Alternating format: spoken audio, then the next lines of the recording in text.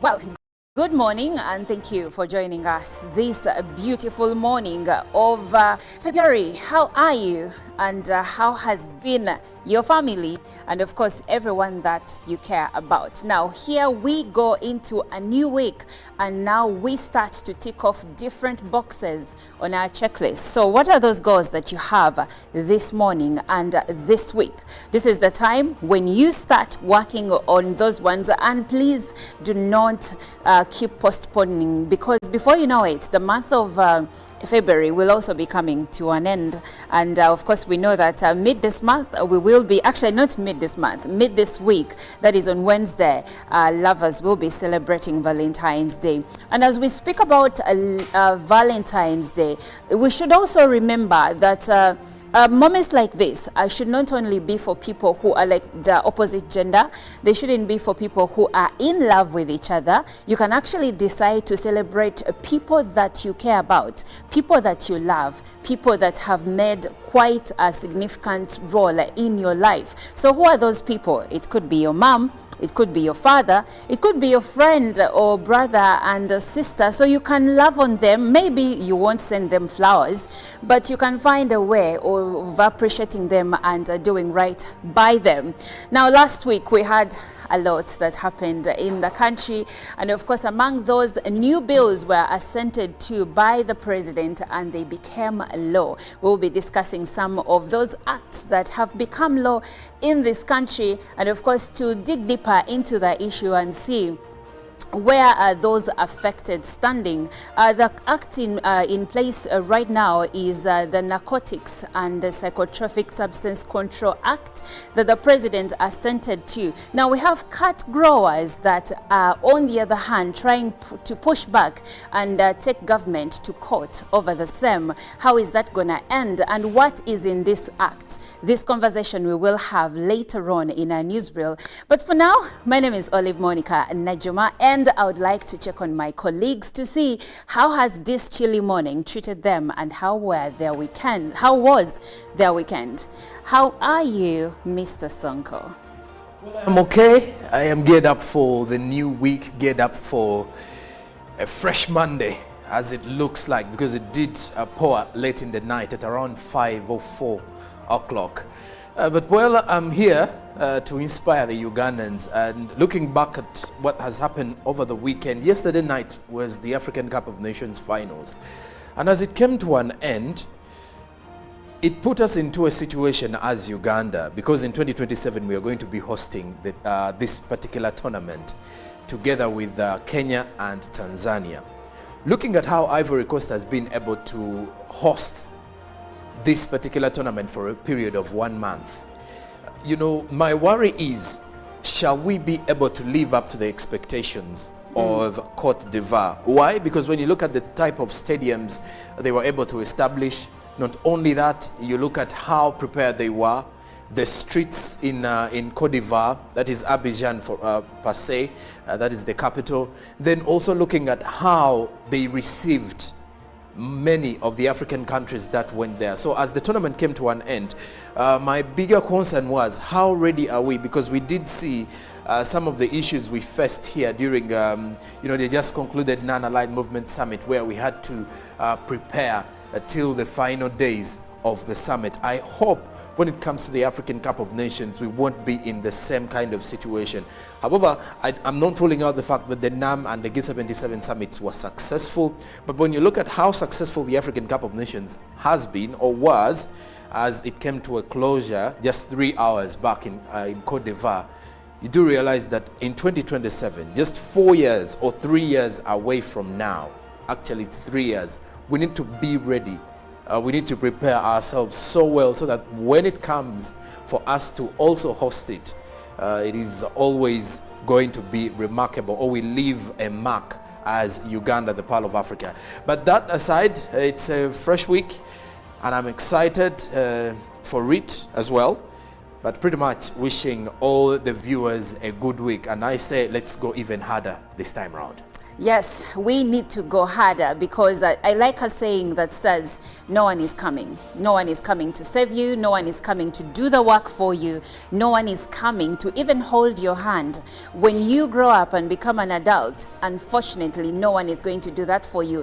Back in the day, we had people who would go to Mulago and expect to get free medical care and even get free medicine. And in as much as to that, it is still true to a certain extent, we still have to make some money and pay for certain medicines in case we want to get better. What am I saying? It's time to kick those bed covers the other side. Get out of that bed. Watch Good Morning Uganda as you're getting ready to get to the road. Good morning, Miss Chantal. Good morning, Olive. How are you today?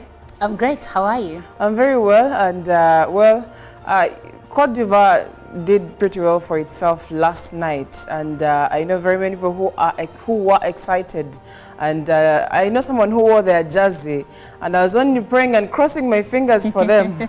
Fortunately, the team actually did win, and I'm looking forward to how East Africa, if I may say, how the 3 East African countries prepared to host the upcoming AFCON, and I'm crossing my fingers as well that we do pretty well. Putting into consideration, when you look around Uganda, you see that even one of the biggest, one of the most organized places belongs to an individual, and we have to pay for it, even when the national team is going to play from there, stuff like that. But welcome to the show. My name is Chantal, and we're glad to be here. Well, I can see that Chantal doesn't want peace this morning. It's a Monday. I continue to remind you. What a way to start Monday. But yeah, Ivory Coast or Cote d'Ivoire did really great. And I know a colleague, someone from our media industry, that was really on their side. Actually, he was feeling sorry. He said, they've really suffered, so I'm on their side. And that suffering has now yielded great results. And we are here to celebrate. Good morning, Mr. Chirabo. A lovely morning to you, Najuma, colleagues, and of course, above all, our viewers. Thank you so much for waking up with us this lovely Monday. Now, football, he who plays the best takes it. But like you've all said, the one thing here is that this is not going to Uganda alone. So we have other 2 countries with whom we are going to be hosting this as a region. And I want to believe that we are good to go if each of these countries does its part very well. For us, Uganda, Nambole is under renovation. Yes. And the UPDF Engineering Brigade is doing a tremendous work inside there. We hope that by the time this happens, it will be fully and well set. We don't have players being told that this section is being worked on, the other section.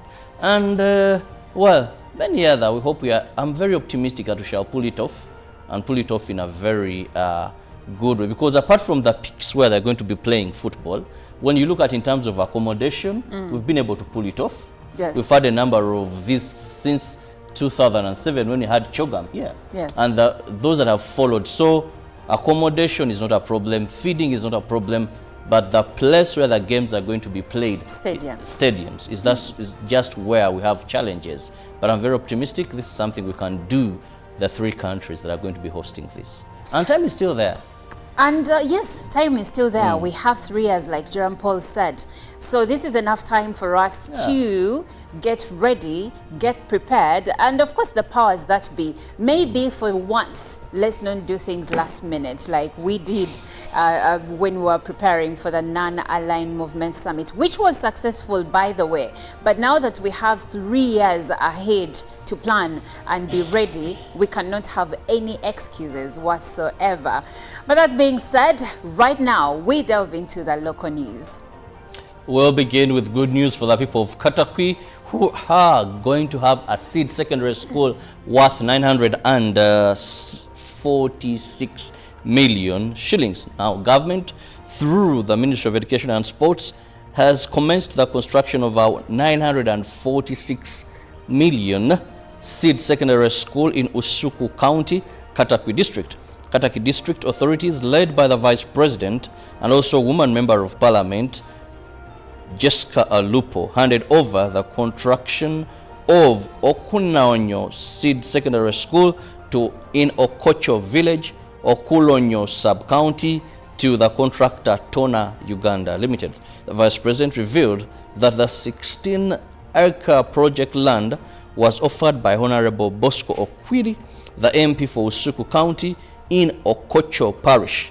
In the first phase, the school will have 4 classroom blocks, staff houses, administration blocks, and a pit latrine, among other facilities that will be constructed in 6 months.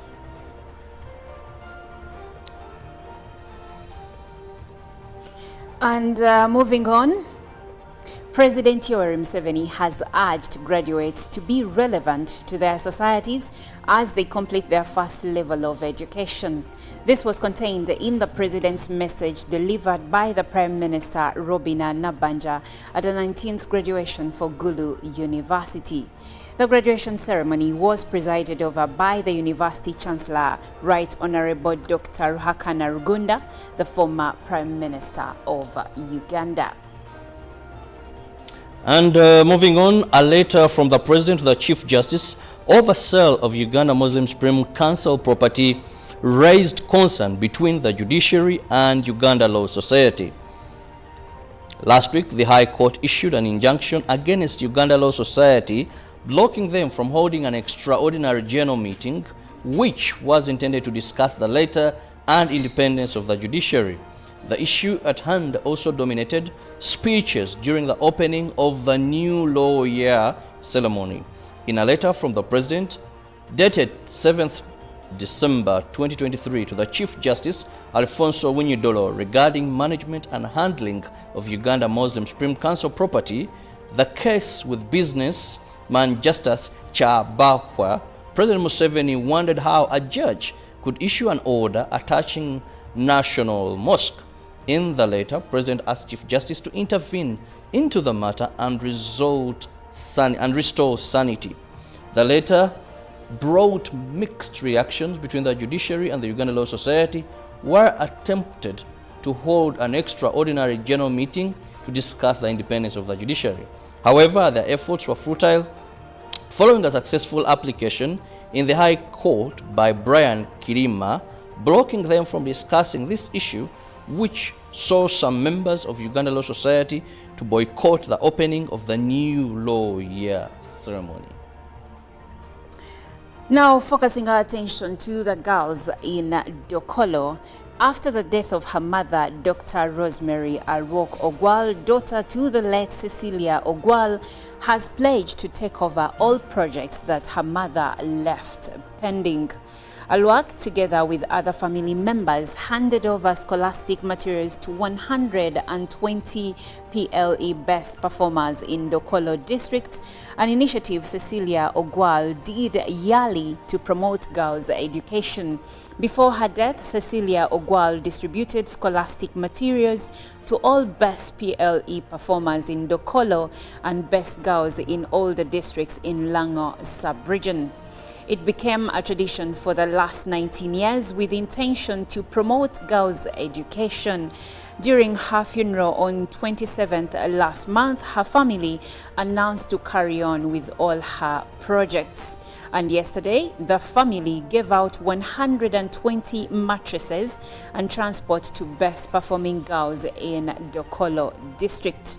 The District Inspector of Schools, Dokolo, says the initiative has improved girls' performance, although the department still grapples with challenges. Cecilia Ogwal's family wants to partner with government to upscale this result. Dr. Alwok is also among the 13 aspirants who have showed interest in replacing her late mother, Cecilia Ogwal, as Dokolo Woman Member of Parliament. The position fell vacant on 18th last month. Cecilia succumbed to cancer in India.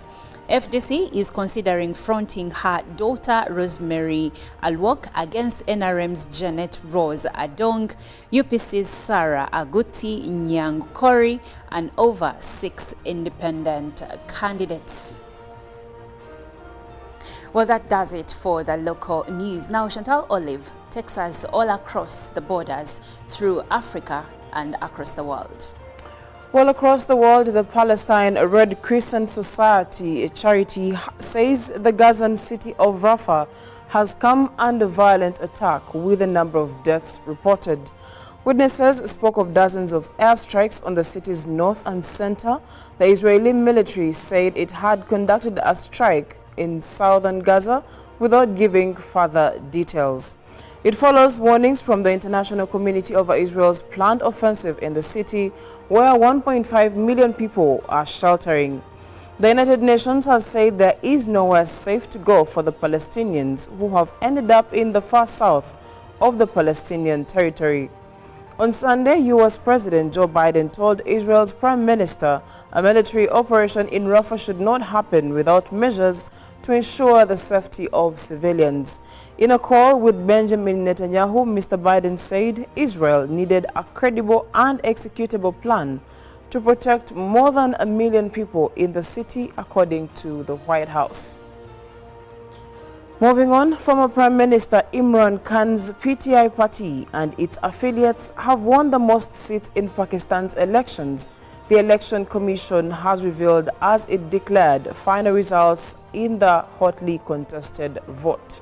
A number of independent candidates allied to the jailed former leaders, PTI, have won National Assembly seats in the February 8th vote, the commission said, helping the party to a surprise lead with 97 of the 265 seats. However, with no party winning a majority and numerous contenders claiming vote tampering, Pakistan's political future is very uncertain. 5 other independents not backed by Imran Khan also secured seats.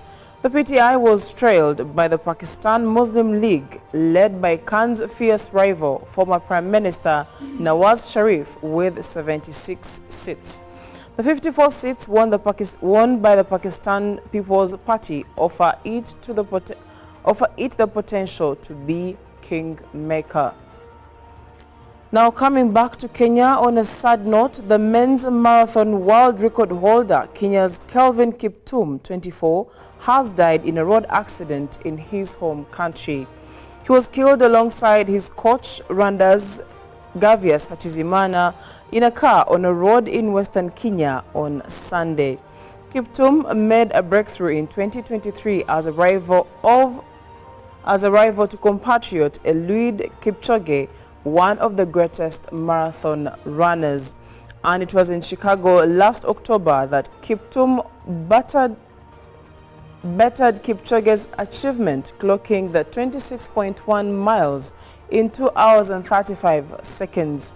The two athletes had been named in Kenya's provisional marathon team for the Paris Olympics later this year. Paying tribute to Kiptum, Kenyan Sports Minister Ababu wrote on X, devastatingly sickening, Kenya has lost a special game, lost for words.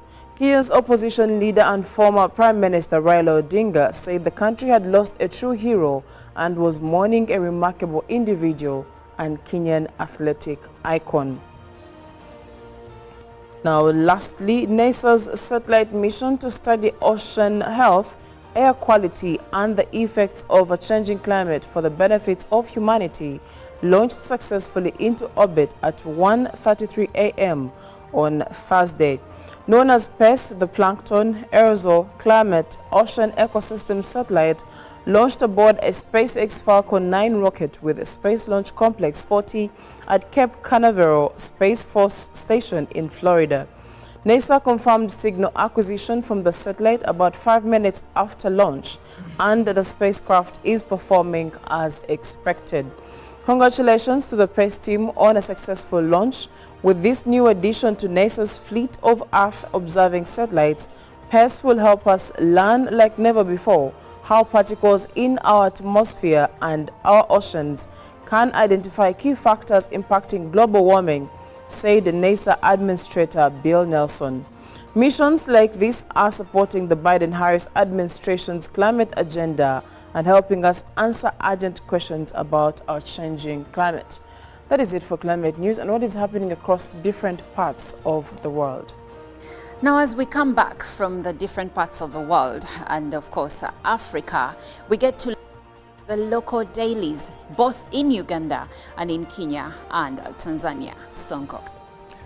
Well, starting in from Uganda, the local dailies, New Vision, senior 4 repeaters to sit special UNEP exams. That is according to what is being highlighted here. Then also, districts have a week to identify centers for these repeaters. More of that report is in the New Vision today. Then in the New Vision series, how dead bodies are smuggled out of Mulago. Read more about that investigation that is centered at the Mulago Hospital. Then in the Healthy Living, how to have a healthy Valentine's. Read about that in the New Vision. Multi-billion Tororo Health Facility lies idle over 35 million Ugandan shillings debt. Then government unveils new 1 trillion housing program. A pictorial of Katikiro's son tying the knot is at the front page of the New Vision. Then medics save woman after 10 days with dead twins in her womb. That story is in the New Vision today. Now the Daily Monitor is highlighting government agency merger gets cabinet approval. Then also matrimony. Katikiro Maiga's son takes home his rib. In the special report, inside a 4 trillion shillings Kampala Jinja Expressway delay. Then, healthy living. Bleaching can cause permanent skin damage. As in the other news, relief for farmers after Cuba comes to buy our maize. Then the Attorney General hits out at lawyers over Museveni letter to Dolo. That is with the with the Daily Monitor. Now, the East African newspaper is highlighting spanned by Somalia, milked by Djibouti. Abiy turns to Lamu. The decision hands a lifeline to the Moribad Kenya port and fresh impetus to the regional Lapset project. Then Kenya signs contract to put the SGR on track as staff flight stalls Uganda Airlines growth plans. Also in the other in the magazine, Fimbu, football, song, dance heal the Congo nation. And then in the Money Matters, Kampala moves on gold smuggling. Uganda asks airlines to avoid uncustomed minerals rather. Then in the markets, market jitters in Uganda bounce. The spike in profit warnings has rattled investors. Then in the regional outlook, stop killing women, femicide and why the Maputo Protocol has not helped.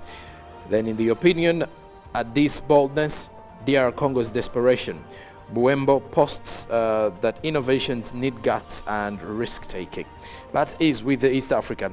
Now, still across East Africa, the Daily Nation, that is with Kenya. The bigger headline is inside the fight for control of 435 billion Kenyan shillings. The reforms raw adds to growing concerns in education sector. Then ex-police boss and Uhuru's many missed calls at Bomas. Read about those in the Daily Nation. Then Kenya Kwanza and Azimio comes in fresh IEBC war as murder news tightens on man wanted in the United States. Then tragedy, grief as school bus crashes pupil to death. Then the African Cup of Nations, Ahmed Musa, the silent master running the show in Super Eagles camp. Just a reminder, the Super Eagles lost to the Elephants earlier this morning. Then lastly, from the East African newspaper, The Citizen, missed growth forecasts put models under scrutiny. The Access Bank founder dies in a helicopter crash. Then in The Rising Woman, how sponsorship transformed Mwamwita's career. Then read about a tribute as Edward Lowasa's last public event that never was. Then government LPG stakeholders in drive to speed up transition to clean energy as tenants express concerns for being charged rent in dollars. That is what we've had for you from our press review. So much, Jerome Paul. Now, in one of the dailies, there was a pictorial of the Katikiro's son as he took home his rib. And when I heard that, I was like, I received that blessing on Sonko's behalf. Oh, I'll take it. You'll take it. Well, I'll also take it. 2024 is a year of blessings, but I should take the blessing. I'll receive it for Chantal as well, and for myself. Yes, indeed. It is a new week, so we are starting by taking blessings. And of course, speaking of blessings, we leave you with Levickson and Grace Morgan with Mbera. Live from UPC Studios in Kampala, This is Good Morning Uganda.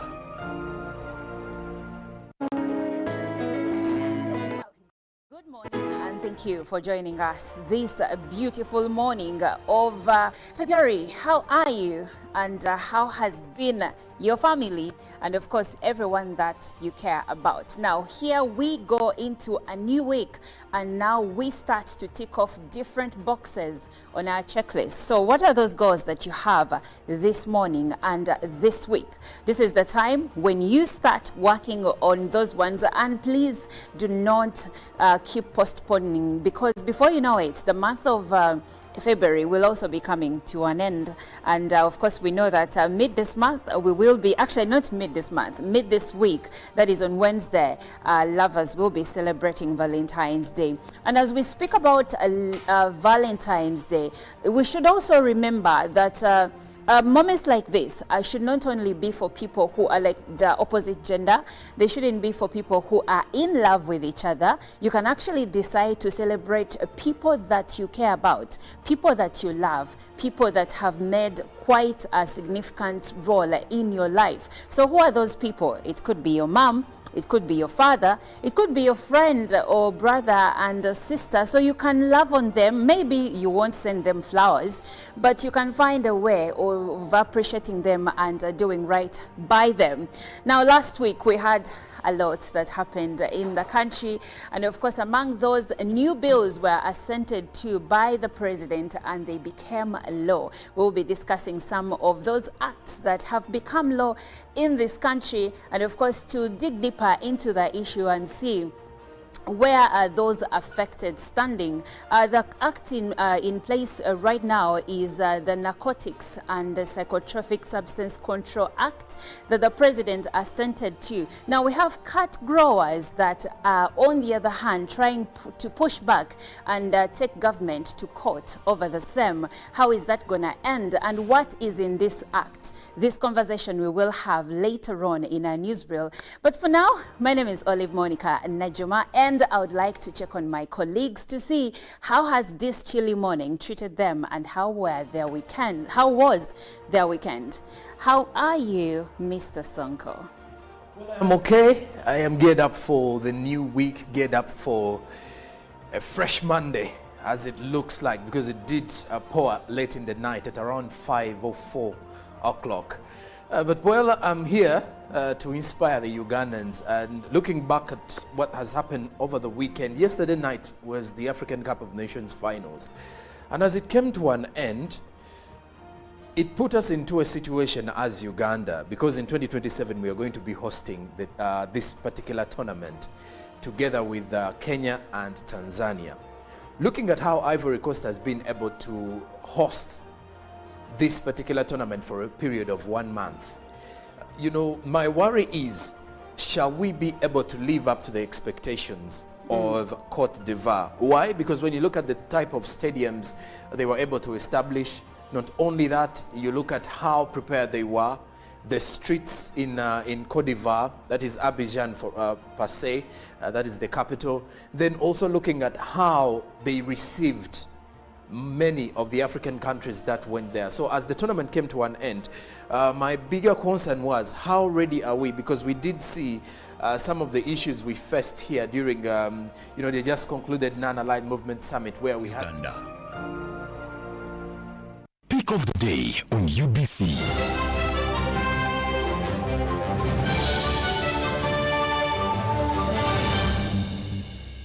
Was brought to you by MTN Momo Pay is the easy way to pay. Dial star 165 star 3 hash or use the MTN Momo app. You don't need cash. MTN Momo Pay is safe and free. Nyati Motion Pictures brings you two The role of a government is maintaining law and order, safeguarding citizens' rights and providing essential public goods and services. Throughout its tenure, the government has consistently upheld these principles. This foundation creates an environment conducive to delivering crucial social services to citizens through diverse approaches such as taxation, strategic budgeting, and effective policy implementation. a transformative education system, advancing healthcare provisions, enhancing social welfare, and propelling infrastructure growth, all of which continue to evolve daily to cater to the population's expectations. Supported by a meticulously organized network of ministries, government remains committed to serving its citizens. Coming soon on your public broadcaster, The Front Bench, your interface with the government every Monday at 8:30 p.m. with Joram Paul Sonko, only on your public broadcaster, UBC, inspiring Uganda. Junko. Yo. Check the shopping, man. What's your secret? Haven't you heard of the parish development model PDM? Yes, I did, but I thought it was just a talk. No, it is real. I and a few friends together formed a circle, accessed money from the PDM, invested in a portrait project, and now things are moving. Junko. I thought I was one of your friends. You are, but you left me behind. I didn't leave you in poverty. What you do, just visit your LC2 chairperson and your parish chief, and start the process of economic transformation. Just like that. The parish development model is an initiative from the government of Uganda through the Ministry of Local Government, designed to transform all lives of Ugandans for the better. PDM, my parish, my development, my life. Live from UBC Studios in Kampala. This is Good Morning Uganda.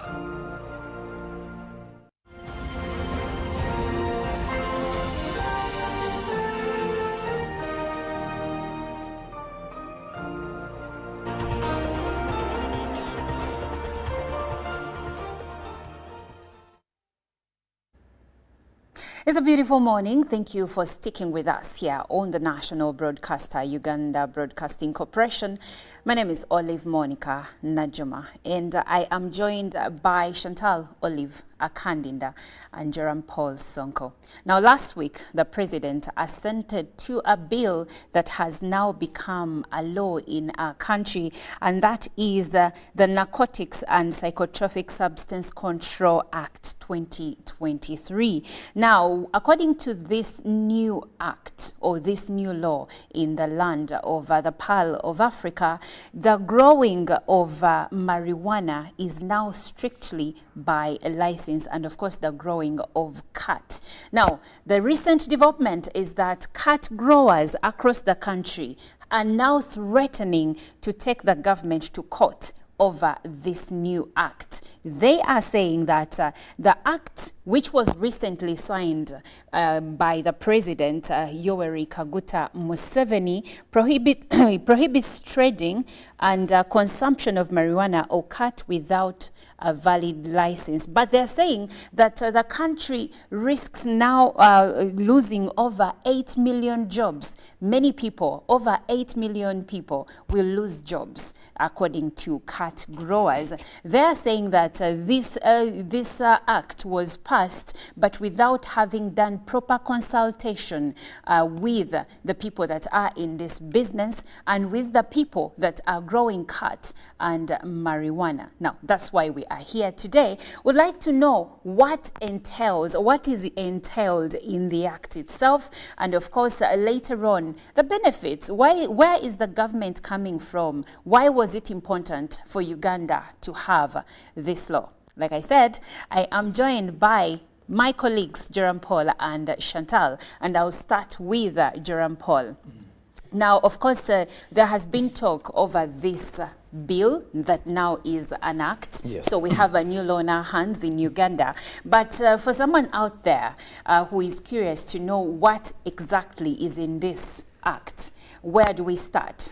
Well, a breakdown of some of the clauses within the act that most of the dealers of the narcotic drugs, for example, cat or the Mairunji, are worried about is when you look at clause 7, some of the clauses, for example, clause 7 in the act says the pharmacist who prescribes any of the prohibited drugs and substances under the act will suffer 1 billion fine, 10 years in jail or both. And then farmers involved in the cultivation of the prohibited substances Now, this is where the farmers come in, will now have to obtain licenses from the Healthy Ministry, and those who fail to do so will suffer jail. This is according to clause 11. So if you're a farmer and you're dealing in, let's say, you're growing mairungi or you're growing cat, which is actually having some huge market when you move to countries like Somalia, by the way, you need to first of all get a license from the Ministry of Health that guarantees you to grow and, of course, export or sell. So if at all you do not have the license and you're already growing this particular, plant or this particular cat, you'll definitely suffer jail according to the content of clause 11. Now, there is also a conviction to a fine not exceeding 50,000 currency points or imprisonment, or both, for those dealing in the illegal farming of this particular cat. Now, under clause 8, medical professionals who in contravention of their duties under this particular act prescribe and supply the prohibited substances that will have their names removed from the registry. Those ones will have their names removed from the registry of professionals. And also, it goes big on the protection of children. Yes. Still, when you look at the act, as we are looking into some of the clauses that have been updated, if that is the word to use. You look at clause 10 of the act, goes big on the children, with life imprisonment awaiting anyone who intoxicates them with drugs and psychotropic substances.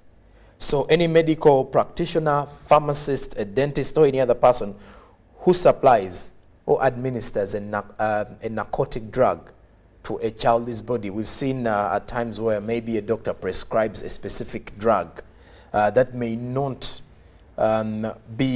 that may at times be professionally, accepted in a way to boost a child's immunity or to help someone overcome a certain kind of sickness. Yes. But if at all it is not registered according to the law, then it will definitely lead, this substance may either lead to this professional losing their license and then also ending up or closing the hospital, losing their license, paying a fine, or even going to jail. And forfeiture of property. Yes. Wow.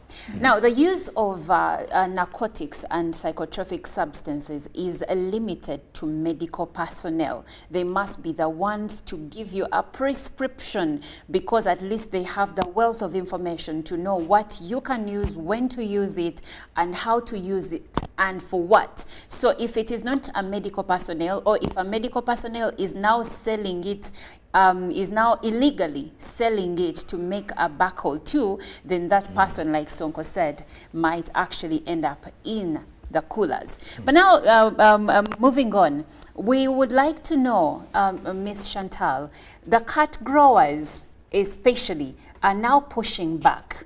They are actually threatening to take government to court over this act. They're saying that in as much as it is now a law, we still can petition the government to at least remove cat from the list of narcotic drugs, that narcotic substances that are entailed in this bill. And before Chantal takes us through what they are saying, an example of some of these substances could be alcohol, caffeine, nicotine, marijuana, and certain pain medicines. We've known people like morphine and heroin. Like morphine, thank you, like morphine. And we've known people that have been, for instance, this artist, Jackie Chandiru, has been very open about her fight against substance addiction, and she was addicted to painkillers that were injectables. So this is where the government comes in and says, if you are found selling this under the wrong procedures, then you can go to jail, even if you are medical personnel. Because if I am here, Olive, how would I have access to a drug like morphine?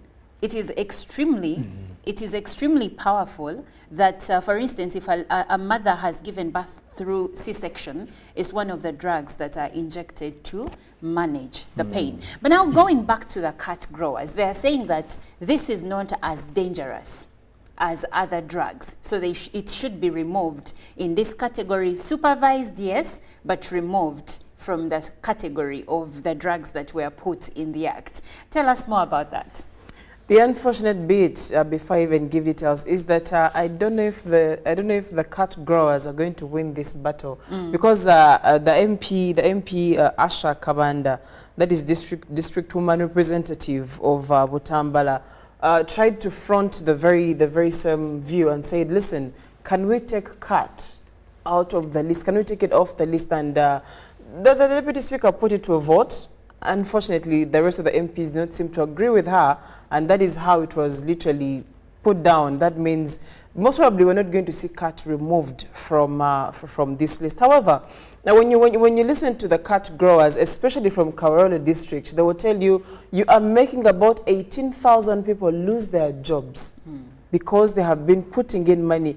People have been growing cat, and they had foregone growing tea, because cat had more money, had more benefits than tea. And you're looking at people's livelihoods going down because they've been depending on this, trying to make a living for their families, and that is where the challenge is. And yes, there is need for a license, but we all do know one of the biggest worries people have is the bureaucracies that are in there as you're trying to get a license is being issued. The suggestion is the licenses are to be issued by Ministry of Health.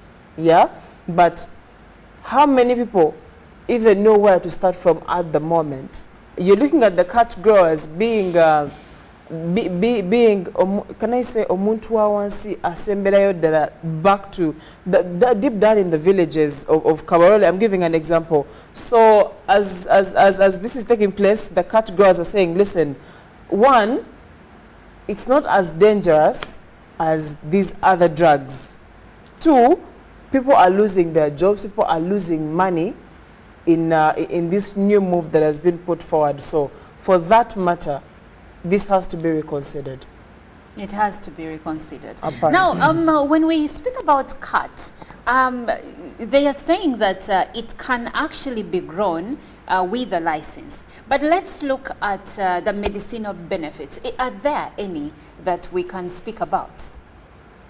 Well, normally, before I even go into the medical bit of it, most of the people who actually use it for purposes to do with, getting enough energy during nighttime, or I should say not being able to sleep, especially those who overwork or those who do overnight time.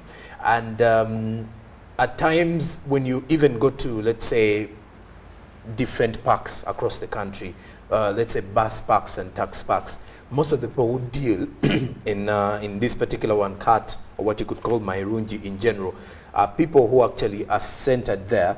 It normally gives energy. When it comes to, it's more like an energy booster for many. And the worry though is that it is addictive in a way, because when you look at the users themselves, end up living or using it everywhere. I think if you go to, let's say, around Arua Park, my friend, you will definitely see everyone chewing them. That must be the place that sells the highest number of chewing gum in that area, because they chew it using chewing gum. Yes, I didn't know Big G still existed in the market until I think I passed by and around the Arua Park. There was people were selling Big G, and sorry to cut you short, Sonko. When you listen to these people, they're telling you they're looking for muscle strength. Muscle strength. Yes. That's one of the biggest cited reason is muscle strength. Okay. Now, of course, among the other medicinal uses for cat, it is used for diabetes, muscle strength, like Chantal said, and it is also used to lower the need for food and sleep and to increase aggression. I don't know why someone would need aggression. You're looking at, yes, like thank you. Boxer, maybe? When you go to Arua Park, you're going to find that the biggest number of people who are chewing cat are people who are the casual laborers, lifting luggage for people from this park to another, from this place to another place, lifting heavy sacks of whatever from trucks to different shops and destinations. So those people actually need it. And even the security guards, because when you go up country where cat is more sellable. It goes to the security guards who are always working overnight. In the night, yes. And not to sleep. Exactly. So that's why most of them have to be chewing something. And even, like I did mention, you know, the drivers who drive long distance journeys, especially those who are carrying cargo or who are driving cargo rather, and then those who are driving different people, those who travel in the night, I would say.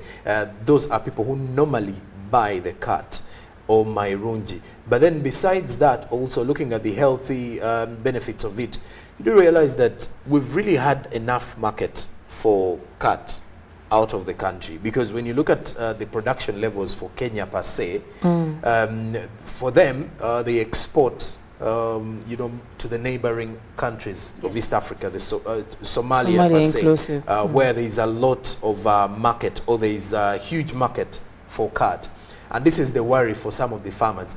Though my other concern is when the government says you can go in for the license, I think this is where most of the farmers are not getting the entire picture well. Because when you look at the numbers that have decreased, some are no longer farming or growing the crop.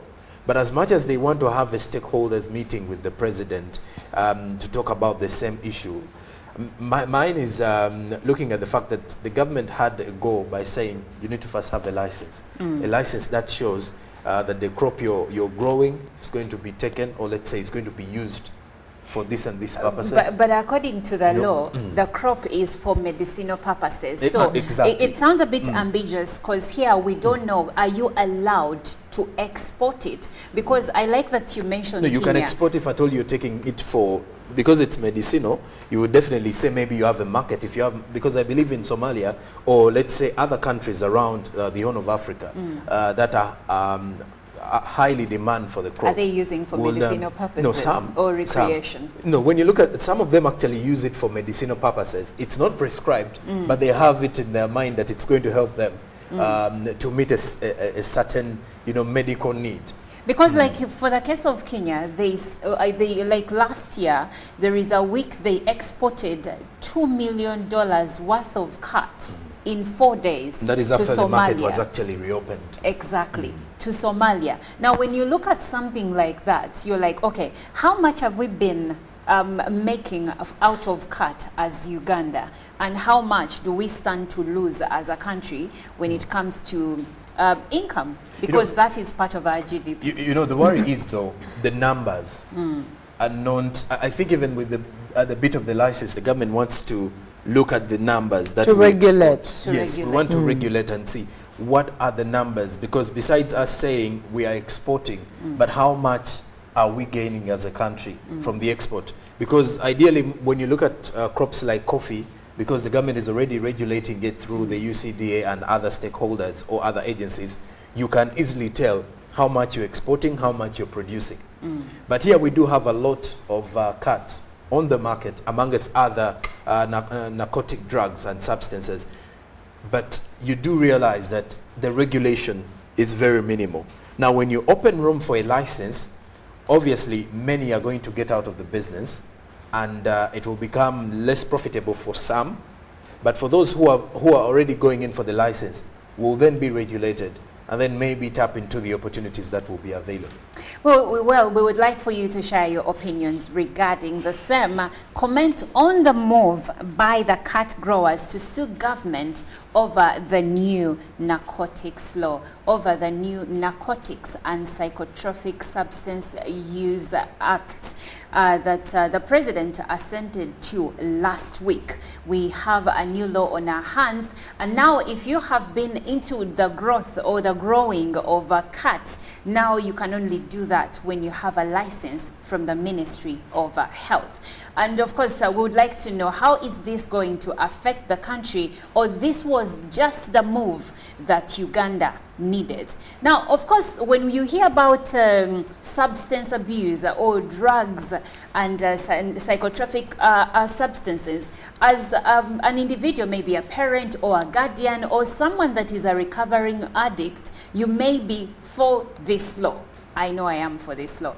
But my opinion here doesn't matter so much. I would like to hear your opinion because we all are entitled to our own. And I would like for you to tell us, if you're a parent, how do you think this is going to help our children out there? But if you are a user or someone that has been a user, or maybe you recovered, you could also tell us your testimony because someone out there may learn something from you. But also going back to the team, someone in, like you said, Arua Park or Chikubo or Chisenyi, those are the places where I have seen cut being used.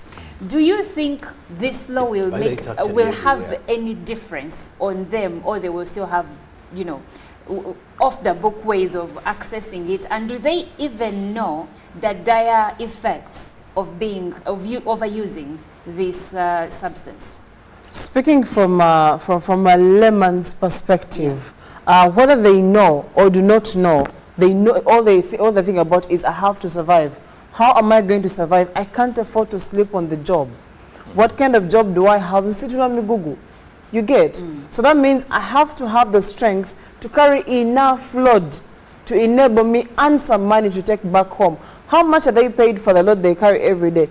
2,000, 1,000? For a distance that is a bit of a stretch that has some corners in there. You get it? So if someone is getting paid 2,000, okay, maximum 5,000 to carry a load, they will tell you, I am thinking about survival. I'm thinking about what I'm going to eat today, what my family is going to eat. I'm not thinking about the effects of this drug. If taking if taking cut is going to give me the strength to pull through today and provide for my family, I'm likely going to do something like that. So from a layman's perspective, they're not thinking about the consequences of them taking cut. All they're thinking about is I need to fend for myself and for my family. Now, going back still, when you look at these, especially gentlemen, and how they access cut, you're most probably going to find that some of them will have it grown. They're selling to their colleagues. However, when you talk about regulation, it means government is going to know how many cut growers do we have. Whom are they supplying?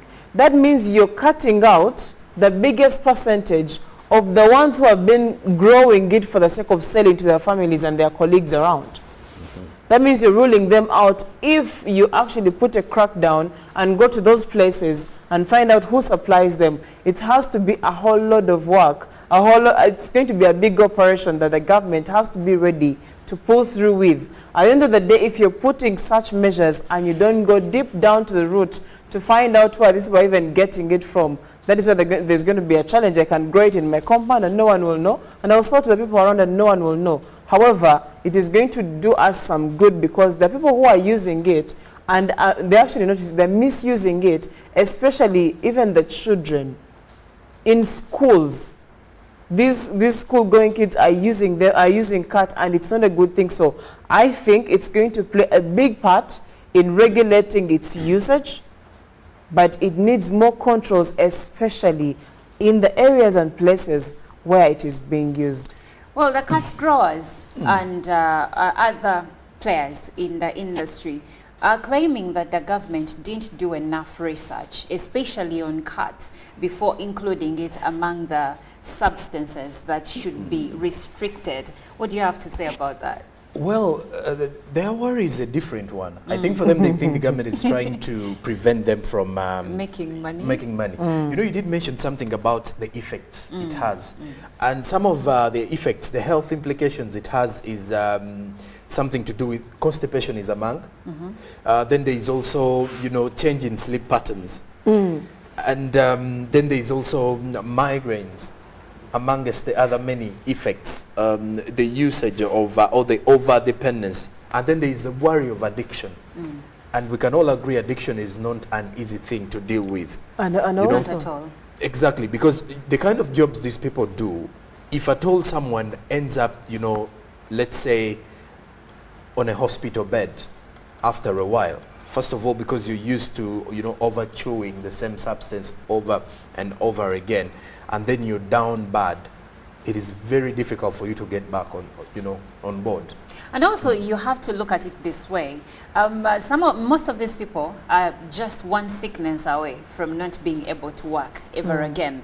And guess what? When these people fall sick, the majority of the users, like you said, maybe they are loaders, they are blue-collar workers. And when the majority of these get sick, guess who has to pay the bill for their health? It is the government. It's the government. Now, the government is already having so much on its hands. Should it add more, or should it regulate and ensure that its population is healthy? Someone here says, good morning over there, and thanks for the program. I think government needs to just know how much is being produced, and then it imposes a tax for us to get more revenue, because we have not seen anyone get sick of cuts of Mairunji. But like Jerome Paul already mentioned to us, there is the risk of addiction. Anything used in moderation can be good, but no one is actually regulating or moderating how much people are supposed to be intaking, and that's where the problem comes from, because the biggest users are actually young people. But also among the other users, it is you've heard that truck drivers and bus drivers take cut to avoid sleeping. But you've also noticed that substance use is a contributor to the road carnage in our country. So for someone who thinks no one has ever died from Mairunji, think about all the accidents that could have been avoided if someone had not taken in some substances. And it starts small. It starts by saying, I will not sleep. Then you get dependent onto this drug or substance, and before you know it, you may not die, but you might cause grievous damage and harm to different families. So that's why the government came in to regulate. Well, but that's all that we could get for you. We cannot discuss this any further because time is of the essence. But thank you so much for being a part of Good Morning Uganda. We are still continuing, and up next is Good Morning Uganda Tourism Express.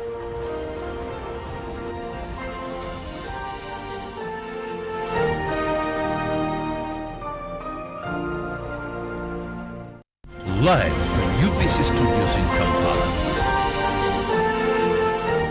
This is Good Morning Uganda. The cardinal role of a government is maintaining law and order, safeguarding citizens' rights, and providing essential public goods and services. Throughout its tenure, the government has consistently upheld these principles. This foundation creates an environment conducive to delivering crucial social services to citizens through diverse approaches such as taxation, strategic budgeting, and effective policy implementation. A transformative education system, advancing healthcare provisions, enhancing social welfare, and propelling infrastructure growth, all of which continue to evolve daily to cater to the population's expectations. Supported by a meticulously organized network of ministries, government remains committed to serving its citizens. Coming soon on your public broadcaster, The Front Bench, your interface with the government every Monday at 8:30 p.m. with Joram Paul Sonko, only on your public broadcaster, UBC, inspiring Uganda.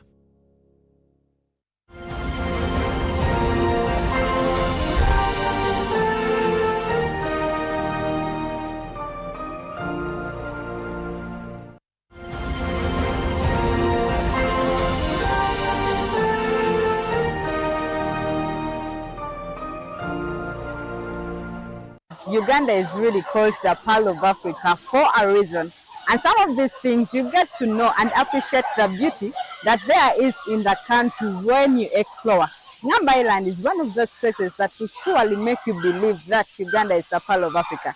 I am Irene Alenamisang, and this is the GM Tourism Express at UBC, where we take you around the Pearl of Africa, exploring different places. Now here we are exploring the chimps at Ngamba Island Chimpanzee Sanctuary. These chimps, it is funny or amazing to see that they have hierarchies. Just like we have the special classes, these chimps have hierarchies. They have a leader, like a president or the leader of the community, and the community at Ngamba Island is led by Chisembo. But the story how he got the leadership, there are also maybe like the likes of Mawa who now got depressed, or he isolated himself because he lost the campaigns, the votes. So you see that there is politics here. It is just amazing to see that these chimps are also like human beings and they also want leadership. Well, it is now feeding time. We are going to see how they feed, because when it is feeding time, it is also play time. Let's go do this.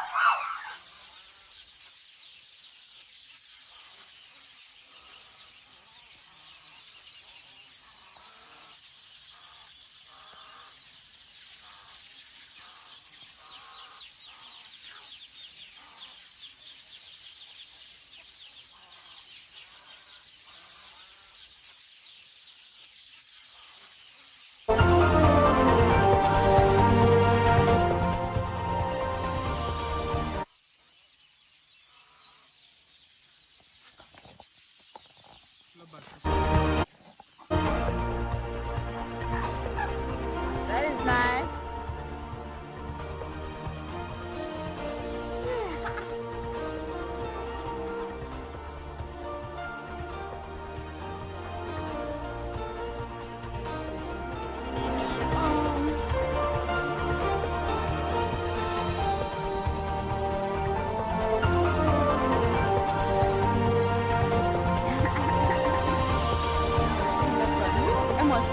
The other is in a higher class.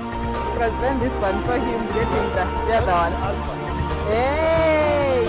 Same. I saw this one when he was getting the tomato yellow for him.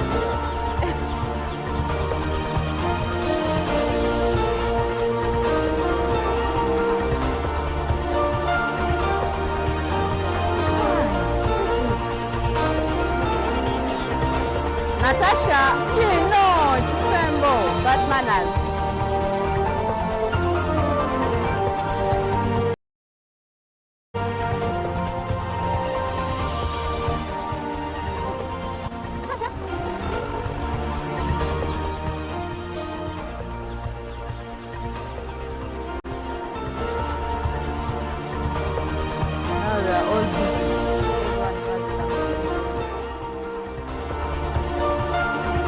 So to come to the highest position in the chimpanzee leadership, you must make sure that you have so many supporters. Okay? So Kisembo is a born of 1999, and as we speak now, Kisembo is no longer a juvenile but the alpha. And how did he get into position? Whenever there is a gap, whenever there is a weakness, we had a previous alpha male called Omutama.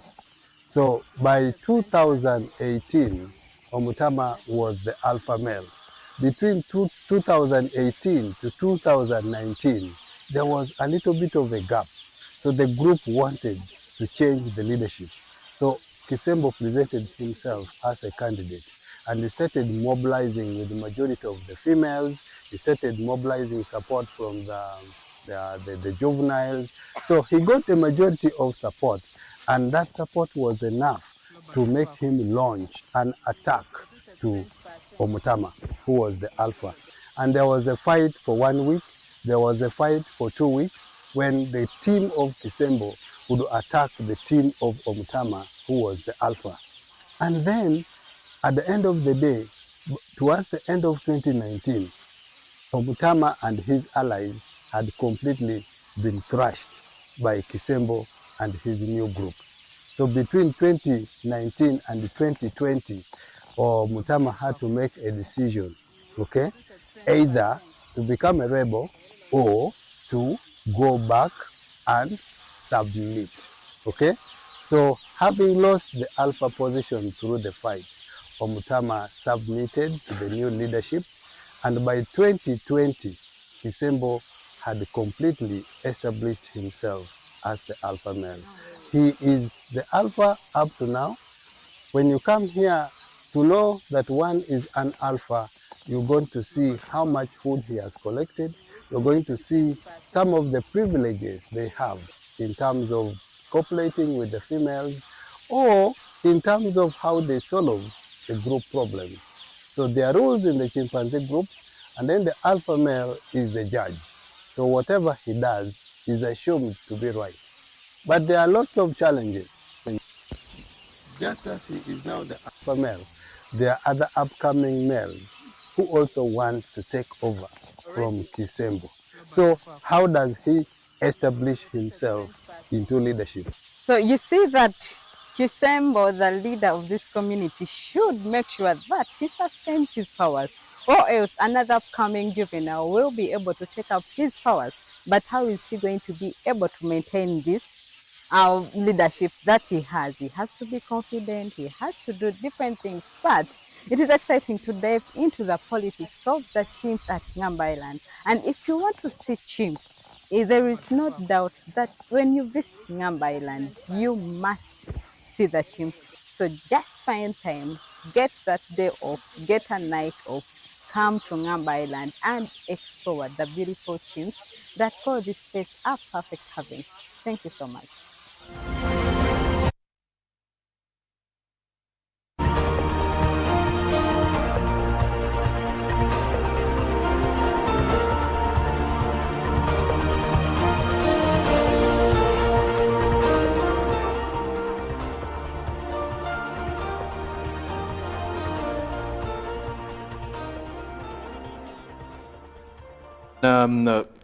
Look for options within the tourism sector if you're to look at those of you who are interested in the Valentine's Day celebrations, and Ngamba Island rather is a place you can look out for.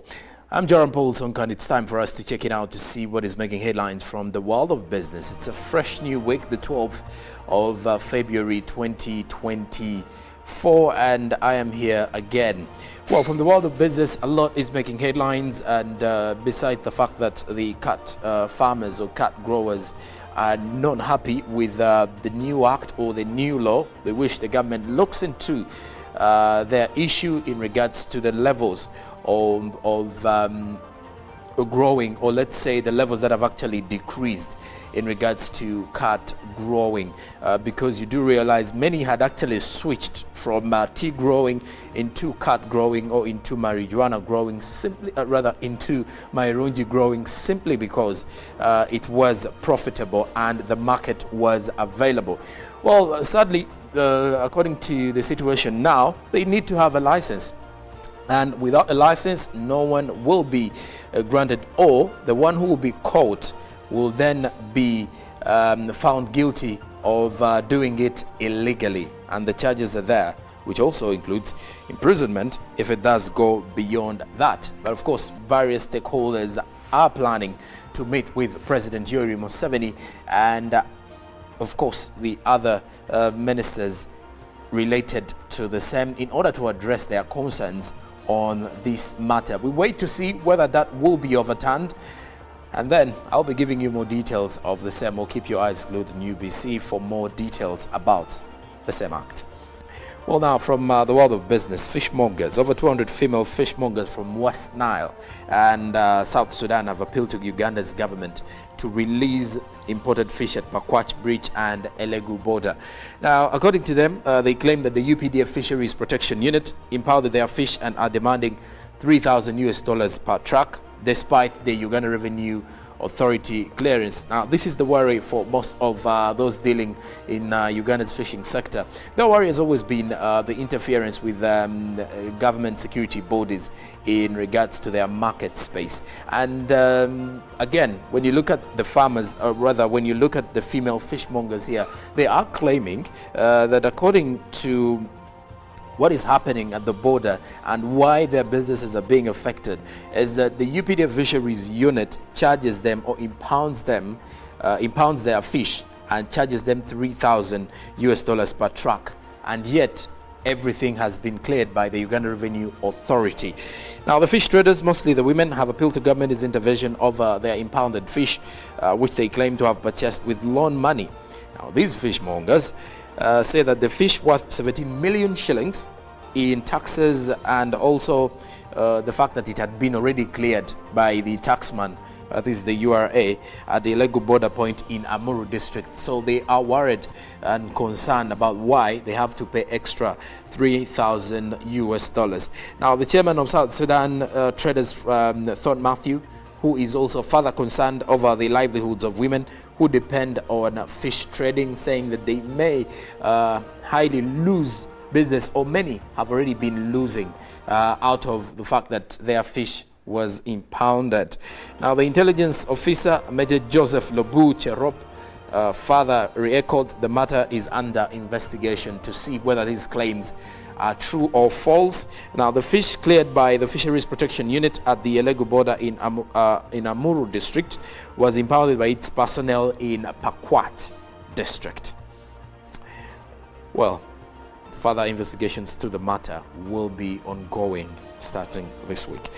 Now let's talk matters foot and mouth disease, which is becoming an issue, especially for those in the dairy sector in Uganda. And of course, the reports coming in from the southwestern and western Uganda do show that it's a worry for many of those within the cattle rearing business.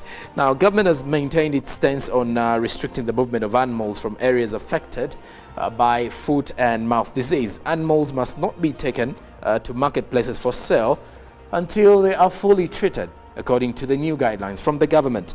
Now, currently over 35 districts in the country are under quarantine due to the same, where animals such as cows, goats and pigs cannot be sold at any market. The restriction has held an increase in meat prices for the consumers. And for those in Kampala, you get to realize that in the long run, if you see the increase in, let's say, goat's meat, you could say beef, and then also you look at pork, if at all in the long run these prices hike, then the matter is due to the fact that we have an ongoing foot and mouth disease kind of epidemic, if I'm to put it in that way. Of course, with this kind of situation, you do realize that the government putting these districts on quarantine is to ensure that they work on it. They work on the treatment, the vaccination, if need be, and then also to see that they create room for safer cattle growth or animal rearing within the affected regions, and also to plan ahead to ensure that those regions that are not yet affected or that are yet to be affected do not get into the same situation, because it does hinder the production of dairy products, or it also hinders our level of exports, especially in the dairy sector. But the bigger picture still from the local scene is also looking at the fact that it does lead to the inflation in regards to the price fluctuations from the dairy sector. Now, besides that, business partners have responded to the quarantine by urging the government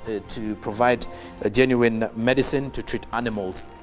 And this is to see that they curb the spread of foot and mouth disease across the country, because it does spread like a wildfire if not controlled or if not treated. Of course, many dealers are still calling upon the government to, come in and help them out in regards to the treatment of the foot and mouth disease. How fast will the government do so? Well, the initiatives have already been kicked off by the government through the Ministry of Agriculture, Animal Industry and Fisheries. So within a few months' time, the foot and mouth disease will be no more if you have high hopes in the same.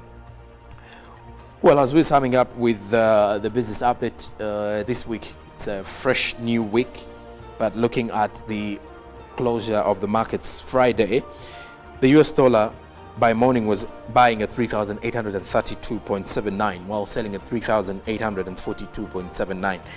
Now, closing time saw the US dollar buy at 3,846.42 while selling at 3,856.42. The Great Britain pound was buying at 4,853.41 while selling at 4,866.03. The euro was buying at 4,143.74 while selling at 4,154.52. And then the Kenyan shilling was buying at 24.04 while selling at 24.10. As the Tanzanian shilling was buying at 1.51 while selling at 1.51 shillings. The South African rand was buying at 202.97 while selling at 203.50. So that's how you will find the forex market if you're moving out to exchange some currencies. That is courtesy of the Bank of Uganda.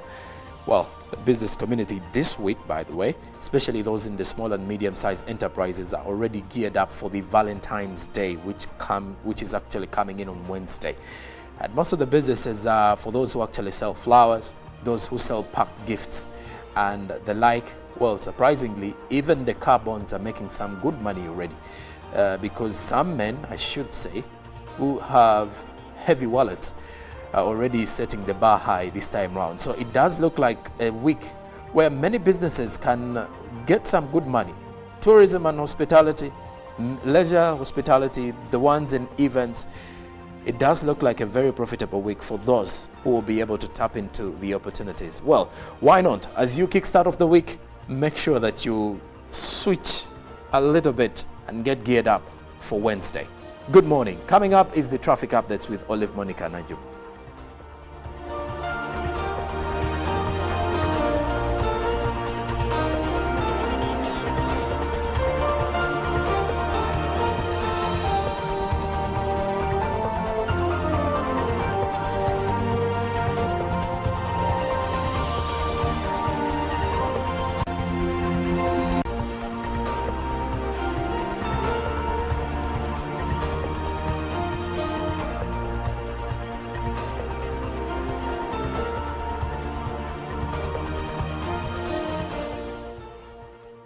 Well, chilly morning it is, and with that, you expect slippery roads. Now, speaking of slippery roads, we speak tires on your cars, and with Valentine's coming along and the gentlemen asking ladies to become creative with the gifts, I'd like to know, Jerome Paul, what kind of gift would be most befitting to you? Well, you've actually mentioned slippery roads. Slippery roads and have. then tires. And if at all I did have a car, having a new set of tires would be a good one. But you know, there has been a growing issue in regards to, you know, some men saying women over you know, stockings, maybe belts. And wallets. But surprisingly, when you get to look at, if you get a chance, you know, to notice why most of the women buy these things for the men, it is because either a woman has seen that this man has not been paying attention to these few details. You'll find a man wearing the same stockings he has been wearing for the last 2 years. But must you wait for Valentine's Day to you know, restock for him? It's very difficult to find a woman who's going to take care of him in such a way. But you do realize that they pay attention a lot. So I want to believe that when you do understand your partner, or the same way you would understand, let's say, your sibling, your parent, at times, for as long as someone buys something, before you get pissed, first sit back and look and you know, ask yourself a question: why did they choose this specific thing? If at all you have it and it's in good shape, then you can get pissed. Well, but if at all you don't, I am thinking that sometimes the ladies are a bit lazy in their gifting. No, maybe they don't pay attention at times. No. It's okay for you to restock the socks, the wallet, the belt. That's very okay. But on a special day like Valentine's, I think that the ladies should be a bit more creative. Now, like you said, bonds are getting busier right now because the gentlemen are buying cars for the people. You know, that over the weekend I passed by a house. certain bond in Nakawa, and I saw over 4 vehicles that had flowers all over, wrapped all over. So clearly you get to see the bond business, people are making money. But why are we so quick to believe that it is the gentlemen buying the cars? It could be Chantal. 95% of the chances are it's the gentlemen who are buying. So I want to see shockers maybe this week. If at all the women can buy the vehicles, or if at all they can buy the tires. But surprisingly, women are buying sets of tires. Maybe again, if they can start sending in the money, that will as well be a good one for a man, because this this entire month has not been a good one for the men, especially for the fathers who have been taking the children back home. So if you're a mother and you've seen the man taking the lion's share of the fees, you can surprise him with maybe a simple tip. Okay, and then we will get into our traffic updates right now, and we'll start with the tires. Valentine's is coming on Wednesday. Be that woman, the iron lady that buys that gentleman tires, but also you could be the gentleman that buys that lady tires for her car. Man, if you didn't buy that car, the least you can do is replace her tires, right? Everyone wins. Anyway, we get into the traffic updates. My name is Olive Monica Najuma, and we are picking it up from the areas of Kawanda, going through Maganjo to Kawempe and then Bwaise. Now, starting off in Kawanda, that is along Bombo Road, we see that there is smooth flow of traffic at least of this morning.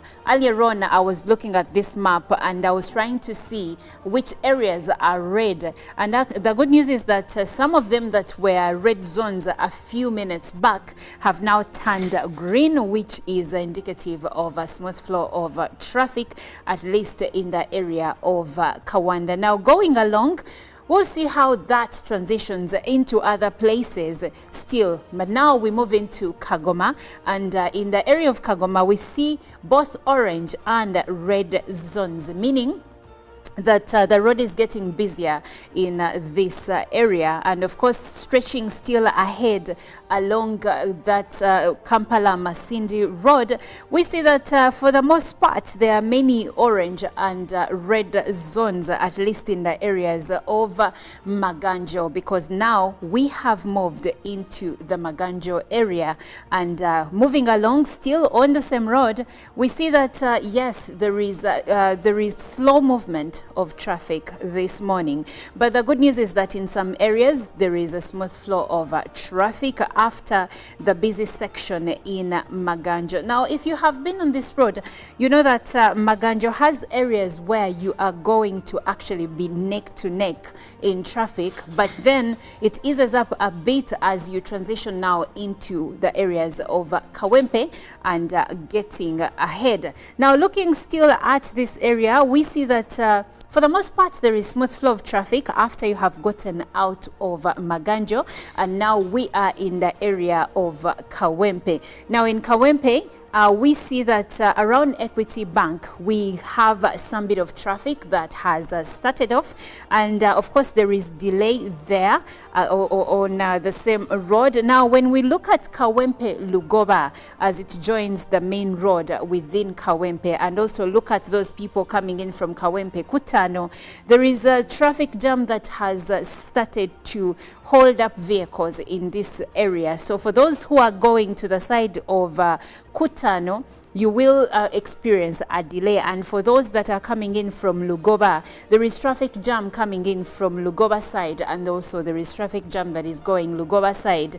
So that's a juncture where these roads connect. You will experience a delay. And of course, if you're going to the sides of Kampala, then you will still be held up a bit because there is this orange zone that I see in the area of Kawempe that might delay you for a bit. The good news is that when you go ahead, now you're going to experience smooth flow of traffic, and especially for those that are going to the side of Maganjo, Kawanda, Kagoma, that side, the green zones are indicative of smooth flow of traffic. But for those that are going to town, in some areas you will be held up, and in others you should be able to step on those pedals and get along.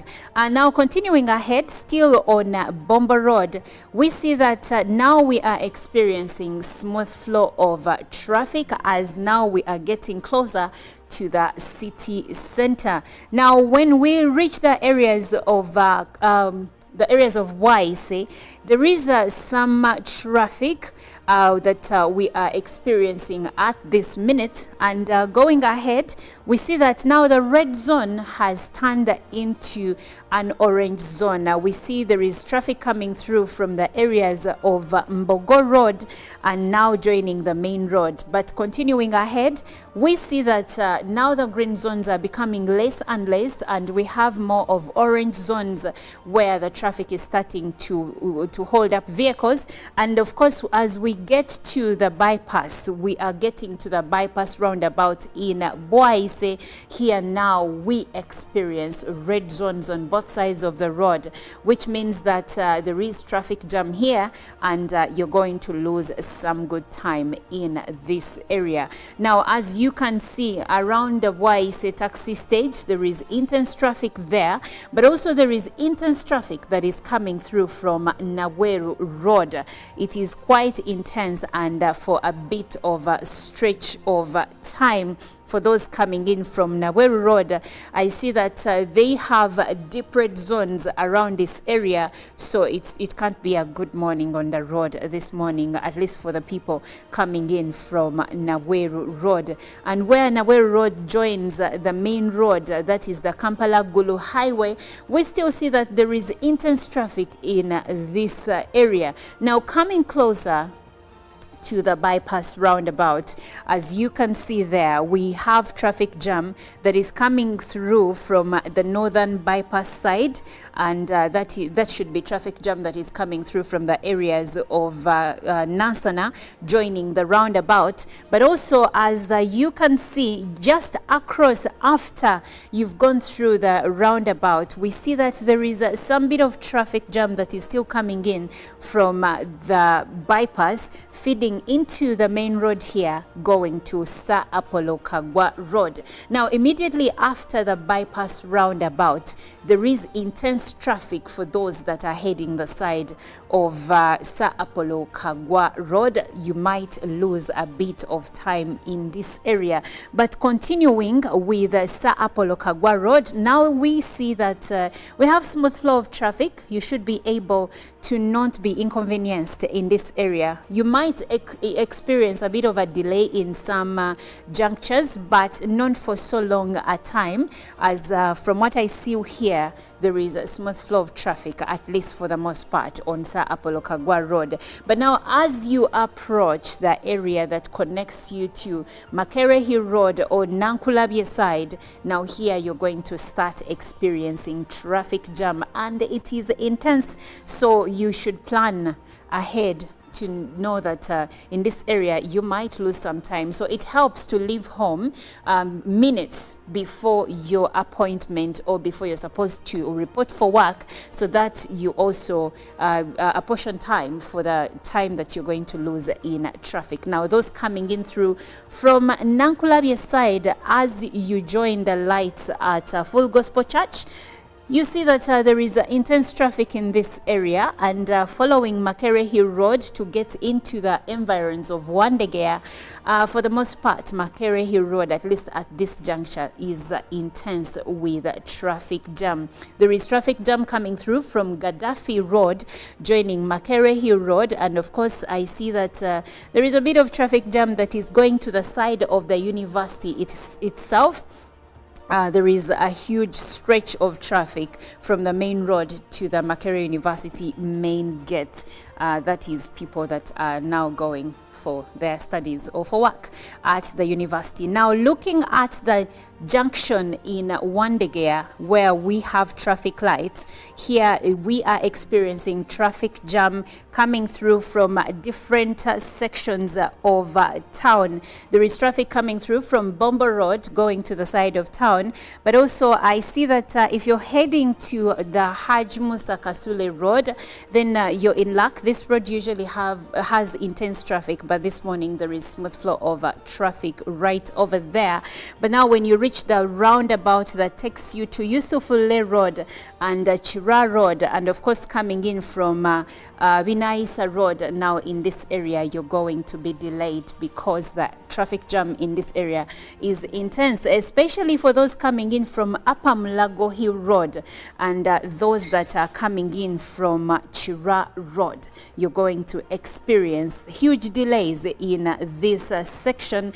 But if you're heading to the side of Yusufule Road, then you are in good hands, because here we have smooth flow of traffic all through Yusufule Road up until the area where there is Kafu Road joining the road that brings you to Golf Course, and there you might experience a bit of a delay. Well, we can't go any further. That has been the update as far as traffic is concerned this morning. My name is Olive Monica Najuma, and I'll be back tomorrow, same time, to take you through that road that you might traverse to get to your place of business. Good morning.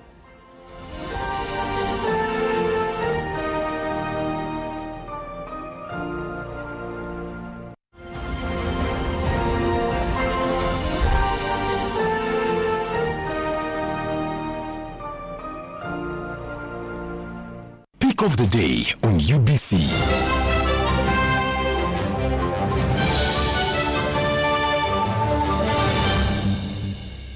Was brought to you by MTN Momo Pay is the easy way to pay. Dial star 165 star 3 hash or use the MTN Momo app. You don't need cash. MTN Momo Pay is safe and free. A new dawn on Behind the Headlines with me, Timothy Nyangweso. Every Wednesday, live in our studios in the heart of Kampala. We have conversations that have analysis, explanation, but not every truth is fact, and not every fact is truth. Every Wednesday, 10 p.m. on your public broadcaster. All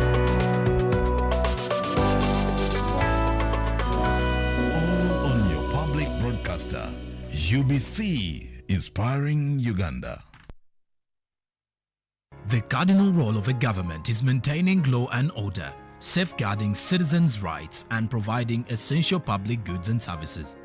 Throughout its tenure, the government has consistently upheld these principles. This foundation creates an environment conducive to delivering crucial social services to citizens through diverse approaches such as taxation, strategic budgeting, and effective policy implementation.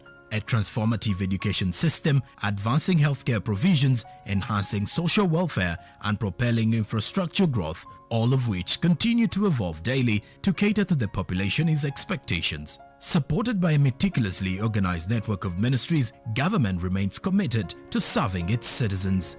Coming soon on your public broadcaster, The Front Bench, your interface with the government every Monday at 8:30 p.m. with Joram Paul Sonko, only on your public broadcaster, UBC, inspiring Uganda. Junko. Yo. What you go? Check the shopping, man. What's your secret? Uganda, haven't you heard of the parish development model PDM? Yes, I did, but I thought it was just a talk. No, it is real. I and a few friends together formed a circle, accessed money from the PDM, invested in a poultry project, and now things are moving. Junko. I thought I was one of your friends. You are, but you left me behind. I didn't leave you in poverty. What you do, just visit your LC2 chairperson and your parish chief, and start the process of economic transformation. Just like that. The parish development model is an initiative from the government of Uganda through the Ministry of Local Government, designed to transform all lives of Ugandans for the better. PDM, my parish, my development, my life. 107.3 Kampala, 96.9 Mbale, 95.7 Jinja, 98.6 Soroti. You are all covered. UBC Mutego.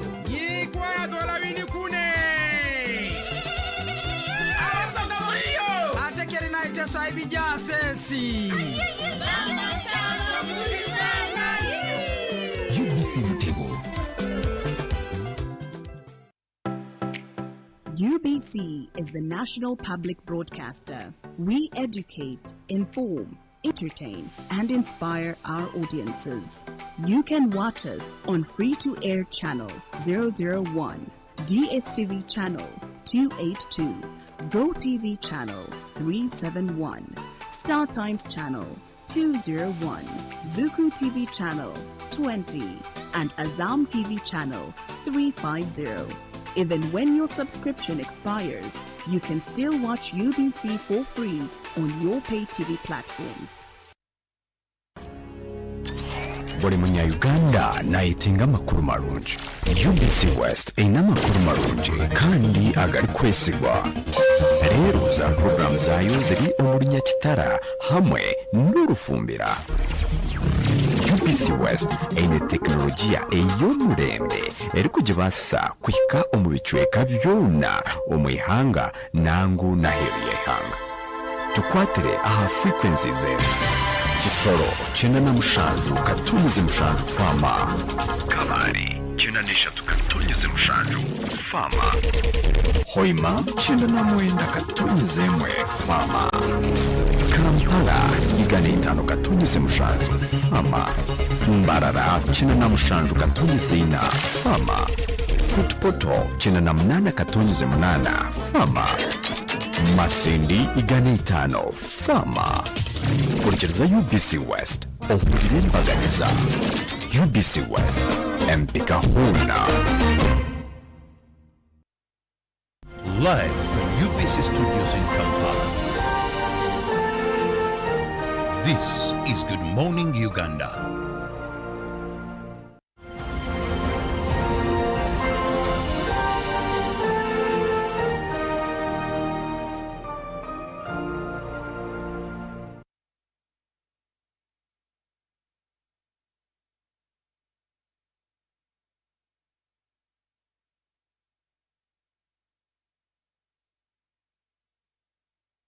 I am pretty sure that in all 5 divisions of Kampala, it has rained early morning, and in some parts it could be still raining. However, we are here no matter the weather to come to you live from your hotel room, your workstation, your home, your sitting room, wherever you are, and you're watching UBC TV. Thank you so much for being part of our morning show. I am Robert Chirabo Nyonyitono, and welcome to The Agenda, where we look at issues of national concern. Now, this morning, we are going to be looking at a report that was released by the Uganda Human Rights Commission, pointing on human rights with a connection to the welfare and living conditions of men and women in uniform, the gallant sons and daughters that serve under the Uganda Police Force. Now, so much has been said. Most of the times, we've seen the Uganda Police Force ranking top on human rights violation, on corruption, amongst other things. Not to say that there's nothing good that comes out of our police. Well, we can say it's doing a tremendous job as far as ensuring there is law and order. Most of the times when you move along streets, you see the vigilancy of these men and women in uniform. The question is, then where is the problem? And joining me on set this morning to discuss this, I have Bionabye Kamadi, who happens to be the Director, Research, Education and Documentation at the Uganda Human Rights Commission. Kamadi, yes, you're most welcome. Thank you very much, Robert, and a good morning to our viewers. Now, to begin with, when we talk about the Uganda Human Rights Commission, one would love to know, what is your mandate as the commission? Are you independent? Because you're a government body. Yes, the Uganda Human Rights Commission is a government body mandated to protect and promote human rights in Uganda for everybody, all persons in Uganda. That mandate is exercised through a number of functions, or among others, receiving complaints of human rights violations at its own initiative or on a complaint made by any person. The Commission inspects places of detention to assess conditions of inmates and make recommendations to relevant authorities. It is also mandated to conduct a continuing program of research, education, and information to enhance respect for human rights. The Commission also monitors the human rights situation in the country and reports to Parliament annually by submitting an annual report. The Commission is also mandated to monitor Uganda's compliance with international human rights obligations, to do civic education, to sensitize the public on the provisions of the Constitution, to defend it against all forms of abuse and violation, among others. Now, you said, is it independent? Yes. In the performance of its functions, the constitution is very clear, and the practice also indicates so, that the Commission is not directed by anybody or authority in the performance of its functions. Yes. Okay, that was said. Of course, you've said it is independent, and I just want to get this from you. With your existence, Uganda, on some local, some analysts, human rights activists have said the state of human rights in this country is worrying. Some they have pointed to alleged missing persons and also bashed the Commission over that for not coming out very clear. Some say you've been compromised, others say you've become complacent with the situation in the country. How would you gauge Uganda as far as human rights observation is concerned? Protection and promotion of human rights from experience requires a thick skin. When people's rights have been violated, get the redress they deserve, they go clapping and applauding the Commission. Those who do not get what they expect, maybe because of some delays here and there, or the complaint that was lodged with the Commission is dismissed on merit after thorough investigations, then they say the Commission is not working. It's like the courts of judicature here. When the judge delivers a favorable judgment, the side to whom it has been delivered says, yes, our courts are independent. Those ones who lose will tell you the courts are not working. So it requires a fair judgment. You need to be objective. You need to be balanced. Now, coming to your question, human rights are broad. We have civil and political rights, economic, social, cultural rights. We have collective rights, which are also called solidarity rights. Now, in order to give a fair assessment of the human rights situation, you need to look at each of those rights individually. Therefore, it is usual, and I've said it here before and other fora, it is always misleading to give a blanket assessment. That's why you see the annual report we submit to Parliament every year. We look at thematic areas and assess those areas critically in detail. Yeah, that is what I can tell you. Now, finally, before we move into the report that we are going to be discussing, let's understand that you said you're independent, and you mentioned your roles.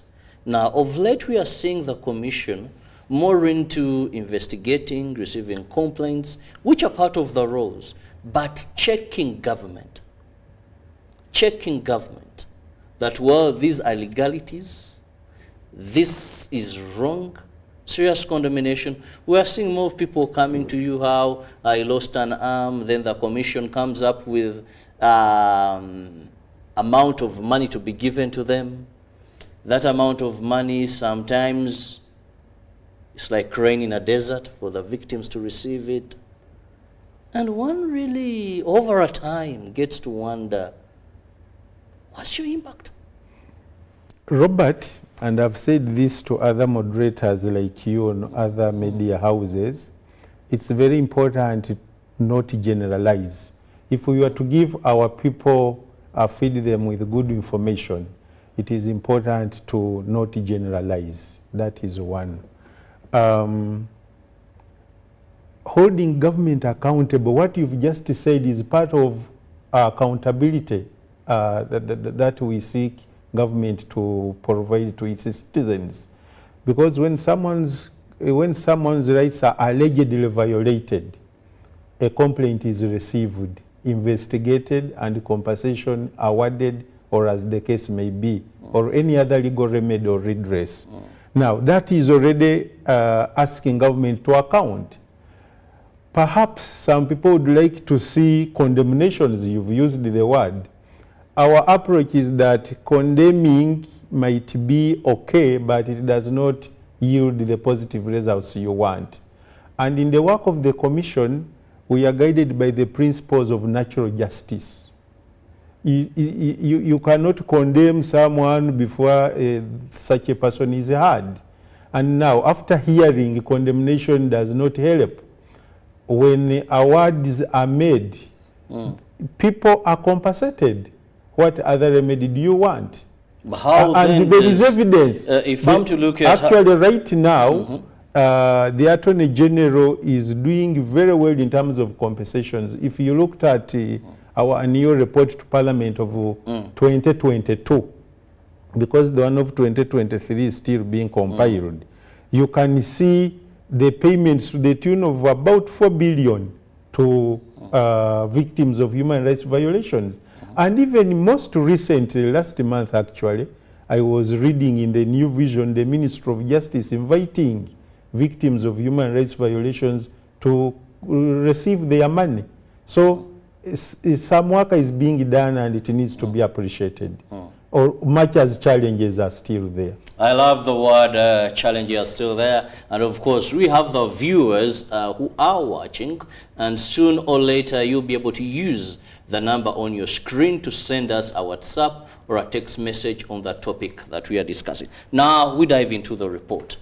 Just give us a brief background as to why the Uganda Human Rights Commission went into such a research and then this documentation.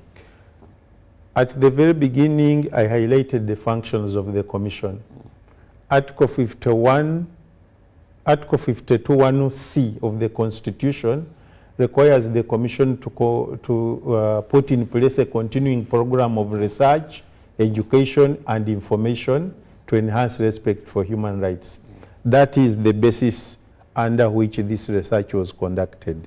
But before that, the other functions I told you of receiving complaints of human rights violations, inspecting places of detention, the Commission has been working with the Uganda Police Force from inception in 1996. And for very many years, year in, year out, the annual report would highlight the police as the institution to which most people complained against. It is important to note that because some people would take it that the police is among the highest violators of human rights. But that one is proved much later after investigations. But majority of the complaints respondent number one was always the Uganda Police Force. And of course, some of the findings to do with the right to personal liberty, freedom from torture, among others, would point to glaring violations against the Uganda Police Force. You, the media, even recently coined the term of police brutality, that police was brutal against the citizens and etc. Now, given the mandate of the Commission to protect and promote human rights, we were also bothered like any other Ugandan that we were training police personnel in the police training schools in Kabarie, in Olilim, and much earlier here in Kibuli, and even police officers on professional courses would train them regularly. So there was a concern by the Commission and other stakeholders that why is there persistent violations of human rights, the investment and energy resources put in the training notwithstanding. So we thought we should find an answer to this question. Now, in order to do that, we wouldn't just wake up and say police is doing this because of A, B, C, D. We thought we should do a scientific study to find out if there is any correlation, any relationship between how police officers behave and their living and working conditions. So way back in 2019, the Uganda Human Rights Commission top leadership at the level of the chairperson, members of the commission and directors, held a high-level meeting with the top leadership of the Uganda Police Force, led by none other than the Inspector General of Police, the Deputy Inspector General of Police, and all directors of Uganda Police. That is the top leadership. It was a high-level 2-day meeting in Munyonyo here to find out answers to the question you've raised. Now, one of the resolutions was that the commission should conduct a study, a research, to find out if the living and working conditions of personnel had a bearing on the way they observe human rights in Uganda. And that is the background to conducting this study. Now let's look at the key findings of this report. When I was reading through, you find that it's a very interesting report, to be very honest, as well as it is a report that may make you as a Ugandan kind of feel, would I say, sad. If not, then honor these people that despite their conditions, they are still patriotic Ugandans. Let's take a look at the highlights. Thank you. The findings generally indicate that the living and working conditions of the Uganda Police Force are wanting. That is the general finding, because the specifics are quite many. Yes. And with your 45 minutes, 50, we cannot delve into all of them. But generally speaking, you find that the living and working conditions of the Uganda Police Force personnel are generally wanting. That is the reason we gave this report a title, Squeezing Water Out of a Stone. Working and living conditions of the Uganda Police Force personnel and the implications on observance of human rights. They do quite a lot. We expect a lot from them, but their living and working conditions are generally wanting. Talk about accommodation. I can't see just looking at the report. Yes. Even when you look at the pictures in front of this report, when it comes to the housing that they are comparing and putting here, you still see that most of our police officers are very patriotic people indeed. No doubt about that. When they wake up every day, the challenges they go through may not be that much of interesting or welcoming, but you still find them. It's raining and you're still going to find a police lady, a policeman, ready for you in that very lovely car to see that they reduce jam. But who knows what they left home? Who knows where they're going to move to at the end of the day after you've gone to that posh house, where they're going to make sure they lay and sleep. Now, let's look at the combination, or how do the two come together, and how do they affect service delivery?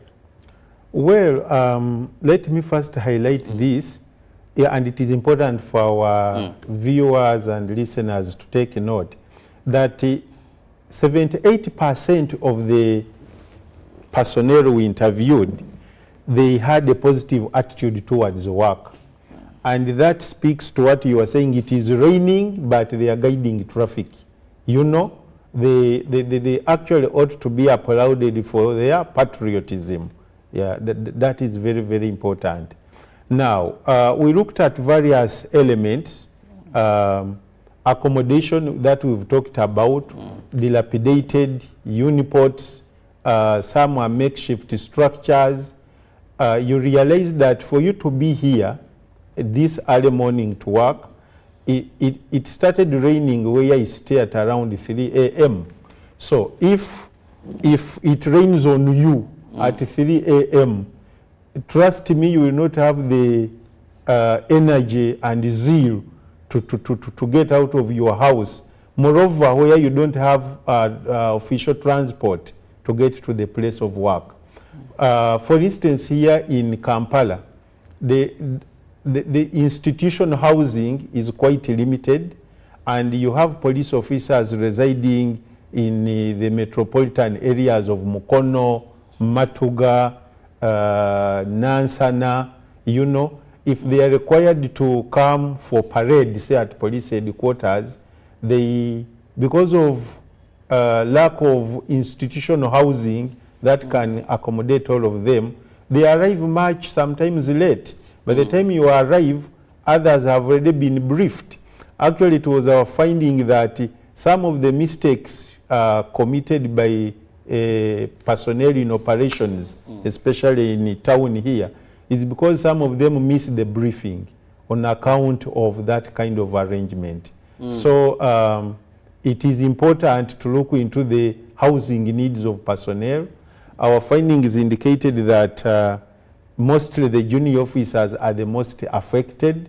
The senior officers are relatively well. Yeah, that is one. The other element had to do with the office space. You know, when you come here to UBC, you need to find an office with a chair, with enough space to enable you to execute your work. Now, we have a number of police units, for instance, CID, Field Force Unit, the Child and Family Protection Unit. You find them in one room, especially up country. And they are victims who require highest levels of confidentiality and privacy in order to tell their story. For instance, cases of sexual, gender, and based violence. Now, they find it practically difficult to tell their story when your producer is listening, for instance, you know, and the absence of office space, adequate office space, therefore has a direct bearing to the matters they handle. Right to privacy, it extends to the right to a fair hearing, because if a statement is not well captured, it has implications on what prosecution will say, and at the end of the day, the courts that handle those matters. This office space also affects keeping of exhibits. There were no offices to where to keep exhibits that are very vital in terms of hearing of these criminal matters. So exhibits were found to be kept under trees, on the verandas. Some of them, you see them even here at CPS, motorcycles, vehicles, and etc., under the rain, under the sun, and that kind of thing. So it affects the integrity of these exhibits because of inadequate office space. We looked at remuneration. The lowest officer was being paid around 400,000 shillings and the highest 3 million. And there are others in between there. It came out clearly that they pointed out that their remuneration was low. And given the high levels of cost of living, especially in urban areas, 400,000, if you are renting a house, paying school fees, catering for children's clothing, generally talk about the basic necessities of life. It is far below what one would require. This feeding, children fall sick. Exactly. It falls far short of what one would need to live a dignified life. Remember, human rights is about the dignity of the human person. So that one is also a challenge. Then we looked at aspects to do with the electricity, water, which was also insufficient. In some places, electricity was being rationed. It is switched on for a few minutes, and then everybody should do, if you are, say you want to warm something or iron, do it, and then it is switched off. Yeah, that was also a challenge that we found. Then we looked at the initiatives within the Uganda Police Force that are intended to improve their welfare, like the savings circles. The Exodus Circle. Exodus is well known by almost everybody, but they also have what they call Police Savings Association Limited, PASAL. There are two circles that are formerly well known. Now, Exodus is the one that almost involves every police officer, but the PASAR is for a few. Now, Exodus had challenges. People were not getting loans they needed in good time and in amounts that they needed. There were also issues of not being allowed to withdraw at the time you want the money. There were also issues of being compelled to join the circle. And therefore, the highest number of the personnel we interviewed, they pointed to the fact that the circles were not helping them, specifically the Exodus. But the PASAR, they rated it as being well managed. Yeah, of course, we validated information before coming up with this report. We were told the top leadership is looking into that, the Exodus in particular, and we made the recommendation that management should pick special interest in the running of that circle, specifically through a human rights-based approach, because people should feel the benefits of where they put their money. Yes. Now, looking at the implication of these findings to observance of human rights, to my viewer, give us the linkage.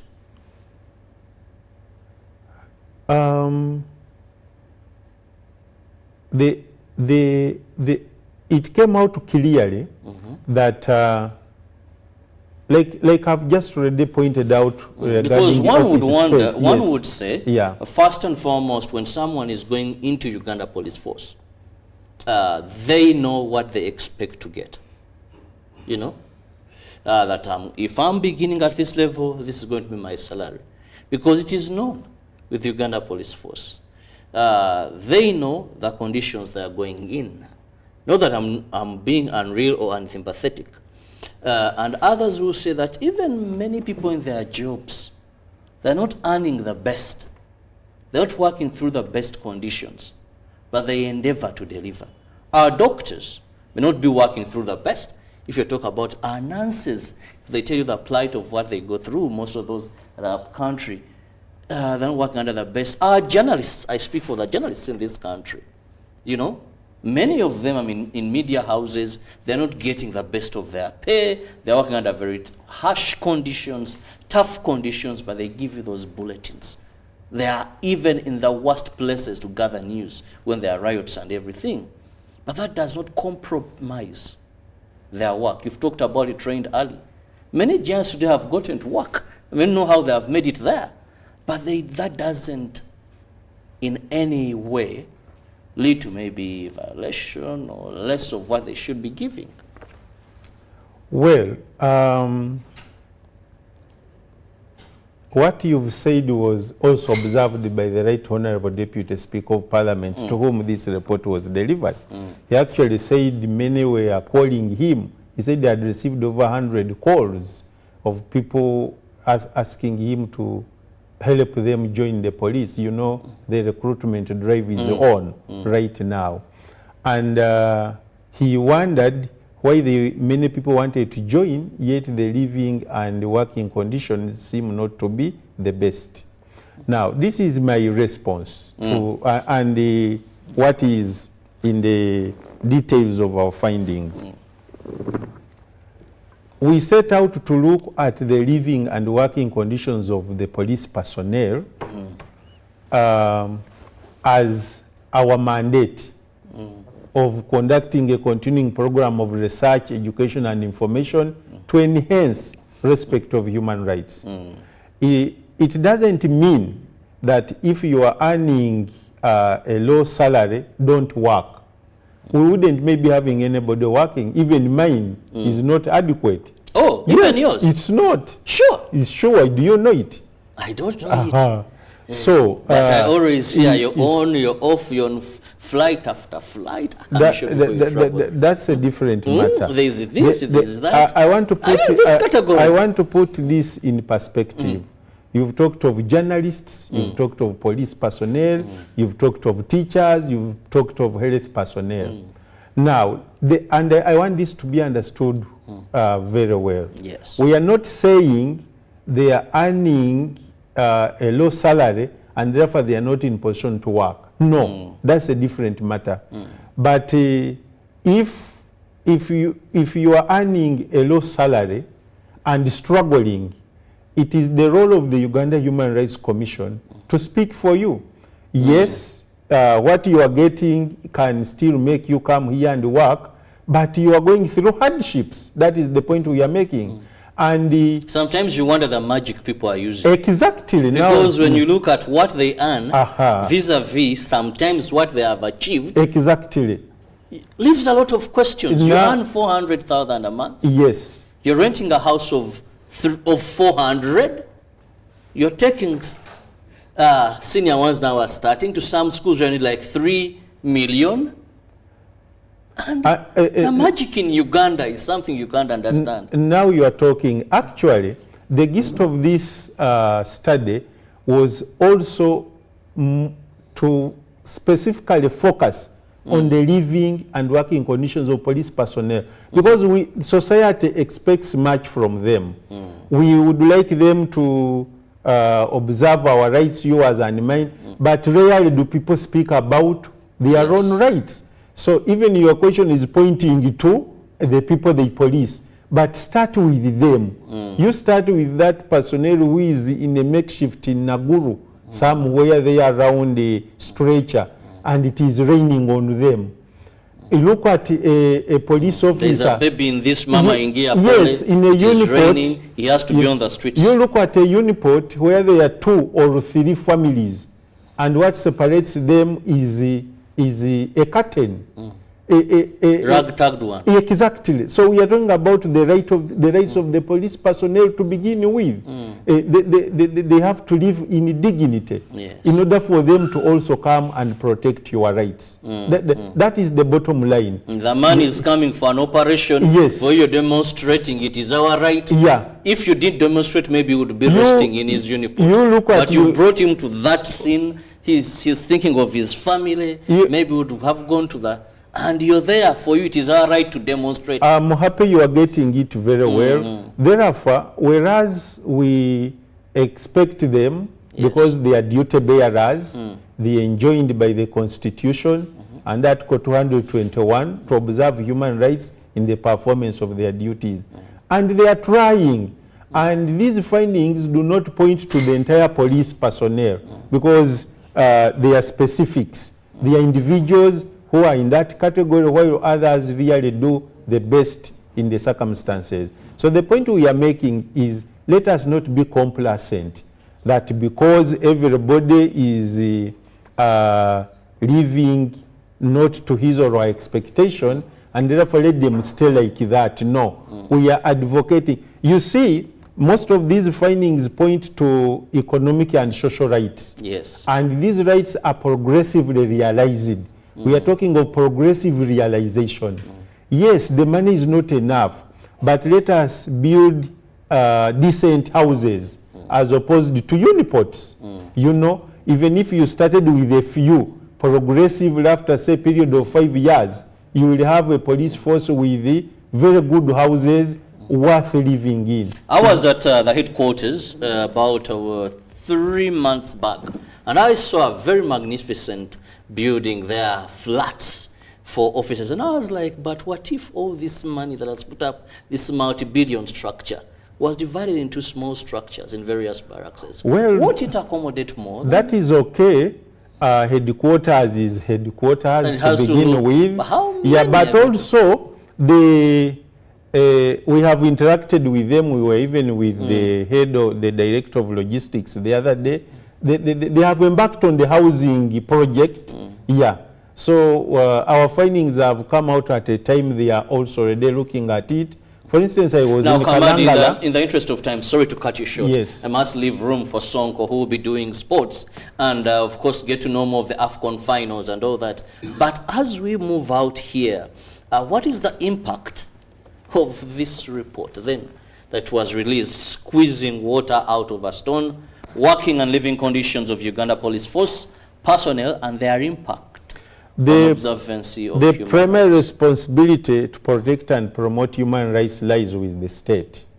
So the impact of this report, it was submitted to the Parliament of the Republic of Uganda. The Right Honourable Deputy Speaker mentioned to us that police has put a request, for instance, for the next financial year of 3.1 trillion. And what is being made available to them is 842 billion. So we are urging Parliament to allocate adequate resources to the Uganda Police Force so that its personnel live in dignity, and by extrapolation there is a bearing with how they relate with you and me. But for starters, they have their rights in their own right as citizens of Uganda, and therefore we are doing advocacy. We are urging Parliament, government to look into their plight. Yeah. Then there are those aspects which also require improvement within the police, because we looked at issues, for instance, of deployment and transfers, and the majority of the respondents indicated that they were not being fairly done. There were issues to do with the dissemination of laws, the Penal Code, the Police Act, and our findings indicated that 79% of the personnel are aware of these laws. So to have 21% not adequately in the know of the Police Act or the police standing orders, the Penal Code is a concern. So there are some of those findings that require the internal administrative mechanisms within the Uganda Police Force to also handle. Most importantly, it's coming from a neutral body. These are our findings, scientifically examined, and therefore we request them to look into those areas.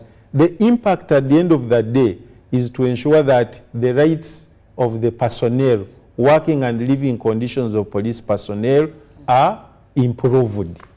Yeah. Well, thank you so much, Bionabie Kamad, who is the Director, Research, Education and Documentation at the Uganda Human Rights. Well, these are law enforcers. They make sure there is law and order, protect Ugandans, detect and prevent crime, but they also have the rights. We call upon government, we call upon Parliament to ensure that the funds are available for these gallant men and women in uniform to live decent lives and enjoy their work better as they serve Ugandans, because there's a trickle-down effect. It is real, and we must ensure that we also do our best to ensure that they enjoy their work, and we will also enjoy how they offer services to us. See you in the next hour. Sonko is here to take you through sports updates. Good morning.